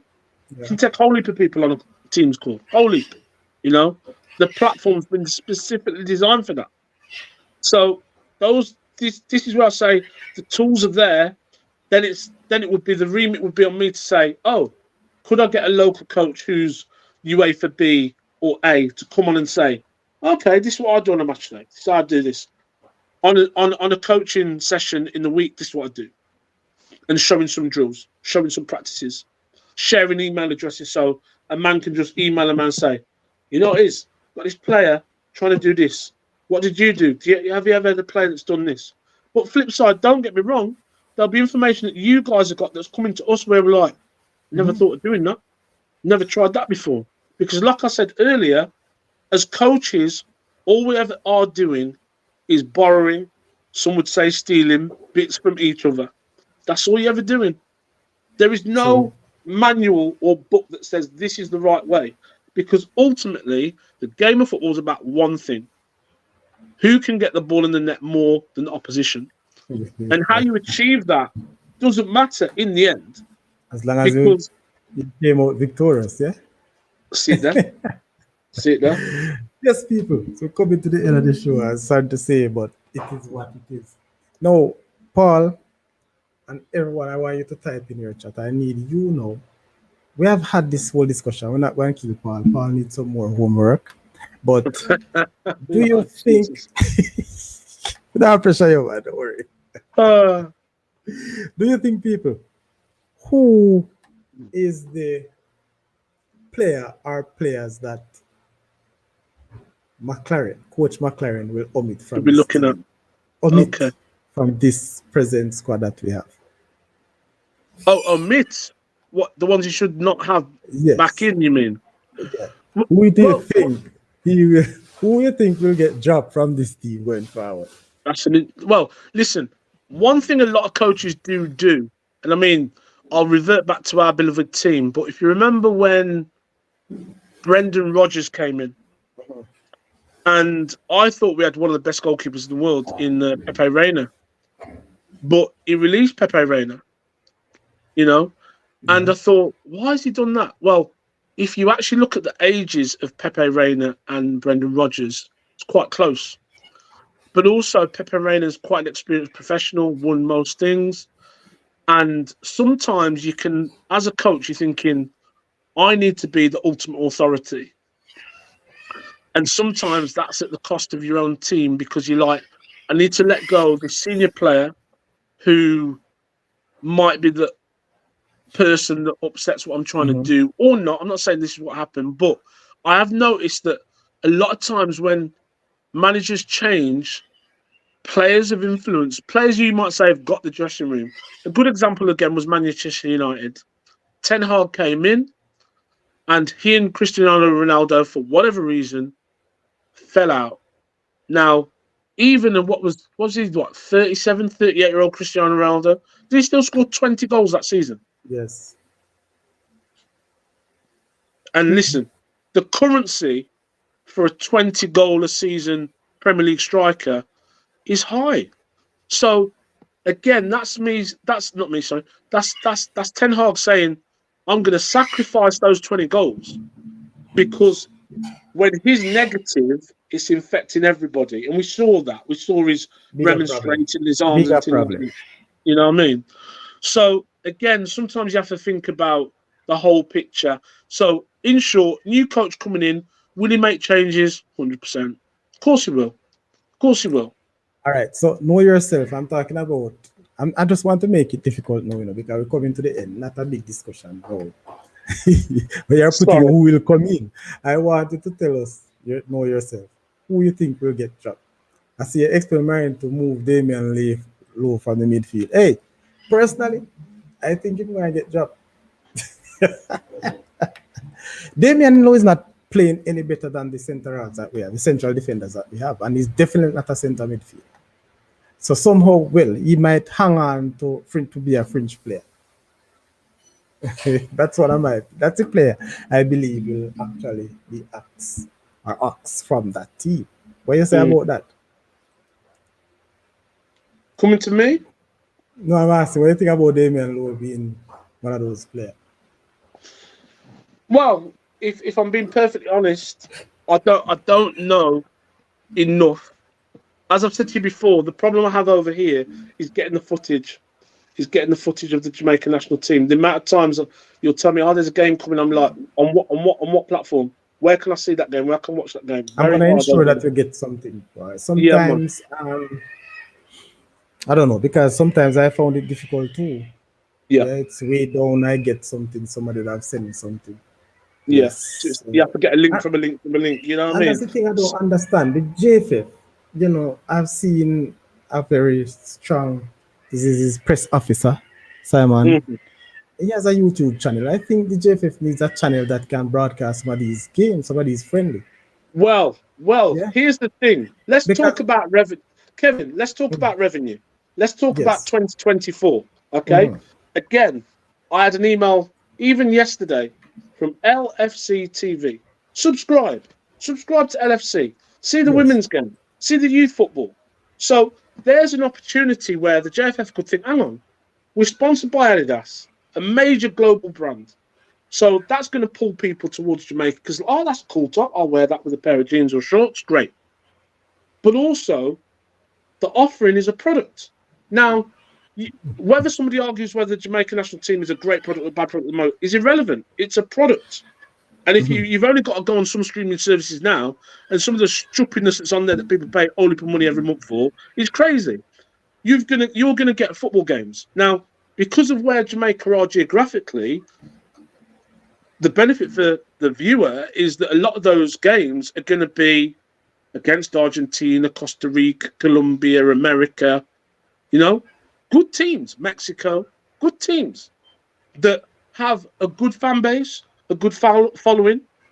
So, again, I put the challenge to the Jamaica Football Federation. Come into 2024,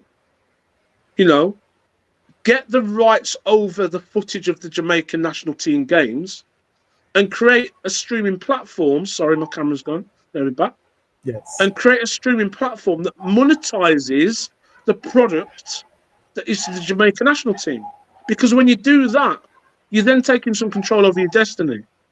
It's important. It's very important. And that's why I think that, I hope sometime that I'm just hoping that, persons from the executive or even not of the executive, anybody on the JFF, committees, need to watch these podcasts, listen to some of these bloggers, yes, get the ideas and so on and run with it. But, you look at it and persons may believe you want this because you want to earn. Because I have an issue with that here in Jamaica. People think that you do these things because you want to earn. People, I say this to say because I am not earning from YouTube. I could be, but I don't reach that level where I can maximize the time and my full potential. Seeking that earn. I do this because I love it. You haven't monetized your site. I have monetized, but for you to earn, you have to be putting out only the content. Content. Clicks. I'm not consistent, yes? And so I don't do it for that. Well, I say I'm one of them who go in there for the likes. that type of likes are all right. But it's just that I want just to have people engage in these conversations. That's what I love. And I try to teach, I try to learn as I go along. Creating a platform that people can air their view, because like you say, some of the guests we've had on tonight, where else would they have been able to even put their opinions out there if this channel didn't exist? Where would I be able to have this conversation with you if this channel didn't exist? So yeah, absolutely. It's a really good example. No, man, it can. So people, as I say, we're coming back very, very soon. Tomorrow afternoon, I don't know how you stay far, but we'll hear tomorrow evening Mm-hmm. for a show. And I hope You that got you'll another join. show. Pardon? You got another show tomorrow. Yes. Whew. You see, Paul, it's because of these people who come on the show so later evening. When they are close at the time, they're not jumping. And if me do it 8 o'clock in the night, I saw no wait till 11 o'clock when I come in. If me do it 9 man, no come in 11. One, two, no man. When I love come a class late, I have to run the show. Oh. Richard, long live Craig Butler, God of our football, Jarastafari. Hey, Richard, this is a big up Craig Butler and Phoenix, you know. Big up yourself and big up Craig every time, you know. We don't know, man. Craig have everything locked when it comes to that. So bless up yourself here, sir.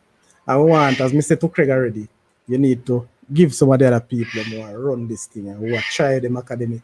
Give them a little thing, let them learn the thing and see where we can take it. Because if we're thinking about Jamaica, we can't think about ourselves. Yes, nobody can question Craig and Phoenix. Absolutely no one. No doubt. Anyway, Conrad, Richard, know yourself. Clive Simit. You so don't get in trouble. I use know yourself. Boy, bless up yourself. Call like you're gone early, you know. Bless up yourself everywhere you take it. Mr. Crawford. Yes, I want to big up Devon Porter as well. Big up yourself everywhere you're there. Mr. Porter, you don't know the thing. So team aggressive. Yeah, man, you are always there. Whatever, I can't pronounce your name, you know. Mr. Entertainment, bless up yourself as well. I don't know, good vibes this evening, I must say. Thank you for joining. You know, I want to tell the people, trust me, I just get into there and decide to do a show because I'm going to leave the house that morning. I mean, later on I'm busy, I'm going to touch the street right now. So, big up Travis, like you said tonight, but you don't know, Carnif, bless up yourself, my boss. Everyone of the Jeremiah, early on the show, come on, God, bless up for everyone. We had so many names to call, yes, bless up one and all. And this is where I'm going to say goodbye to you until then. If you can join us tomorrow afternoon, we will touch a little more on the football. We're going to touch some cricket tomorrow, and I'm going to touch some athletics, people. I'm going to touch some athletics. I must touch some athletics tomorrow, all right? So, come on, real well. Again, thanks for the likes. Thanks for the subscription who came on for the very first time. Thanks for sharing. Your conversation was well done. Marlon, I want to bless you up to, you know, worry yourself. All right. So, Paul, I tell you, you're coming with some real big shot. You see the people like you, boss? or so you need to do it. Because Paul are here for the football. Do you know, all I can say is I appreciate everybody who takes the time to listen to yourself and myself whitter on about what rushes through our brains. You know, I love this game they call football.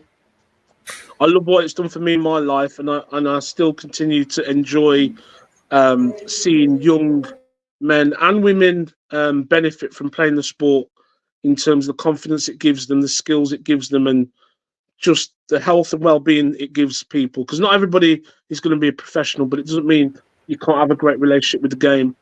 And like I'm constantly being told, it's $1 trillion industry worldwide. No, not dollar. Sorry, yeah, £1 trillion. So that's a whole heap of money. And with that in mind, then yeah, let's get a bigger share of that for Jamaica. And with that, then, you know, because here's the thing. When the Premier League restarts and the Championship restarts, how much the economy is boosted by people moving around the country, buying shirts, buying pies, buying beers, buying this, buying subscriptions to watch football on TV. It's a massive boost to the economy. It's huge in the UK.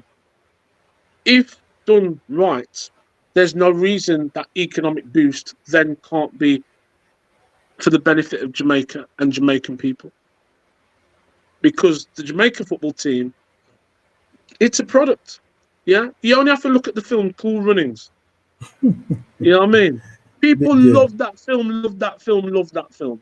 You know what I mean? Very entertaining, man. Real life, man. Yeah. But also, you say to somebody, oh, where's your dream holiday? I would say most people's top 5, Jamaica's one of them, if not the top one. True. So Jamaica is a product that needs to be promoted in the correct way. There needs to be accountability about where the finances go and come from, and transparency about that. But if those things are met and those things are done, then there's no reason why in 2 years' time we're not only talking about some starlet that's come through into the Jamaican national team and is getting us to the World Cup, and then we're talking about, oh, Jamaica, 2 wins and a draw, and they're through to the last 16 or whatever. True. Because once you get drilled to play international football and you know how to not lose, which is what you're then doing because you become risk averse at international football because of what's at stake. True. You then it's a different kettle of fish. You're in a different sea, you know what I mean? All of a sudden something different's happening there. But in terms of, I mean, we're going to talk track if I can come on. You've only got to look at when there's athletics meets in the UK and Jamaicans come over, especially when it's in London. Lord Jesus, how many Jamaicans come out then? So, again, if the product is the right product, and yet success on the pitch is part of that, but you have to get the offer right. You know, if the National Stadium in broke down, it's got to be fixed because people want to sit on a seat that's comfortable. They want to go to a toilet that's clean. They want to buy a Coke or a Pepsi or whatever.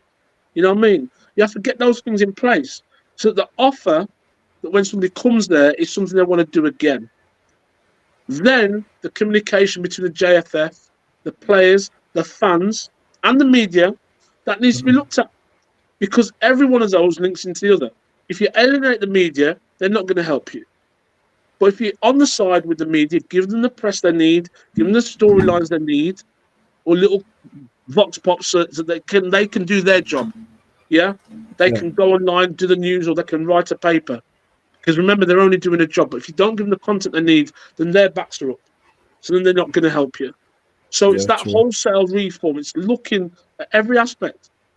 And I said, whether McLaren's going to look at that in 2 years, I don't know, because he's going to have enough work to do to get the team there. But if people are willing to contribute to that and give their ideas, like you say, with this forum, just to even have the conversation. Because remember, once we finish today, this content is there. It's up there forever. So somebody can come back to it anytime. Okay. All right. That's where we say, Paul, that's it. So the last one, professionalism, talent, commitment, best players in the squad from yard abroad. Simple as that. Bless up yourself, MF. MF sums it up beautiful. Yeah, man. Big up Bertha. Forget that I never big up Bertha. Conway. Yes, big up Bob Campbell. Franklin Campbell himself, aka Program. Big up yourself as well. You don't know. The show long tonight, you know. Or should I say this evening? So I want to also big up Tom Stranger, was here earlier with us in the studio. Dan Johnson, big up yourself as well. So everyone out there, this is where we say goodbye. Until then, we see you. What we say tomorrow? Paul not so sure about him Saturday, but we'll see what's going on. All right? Be busy, man.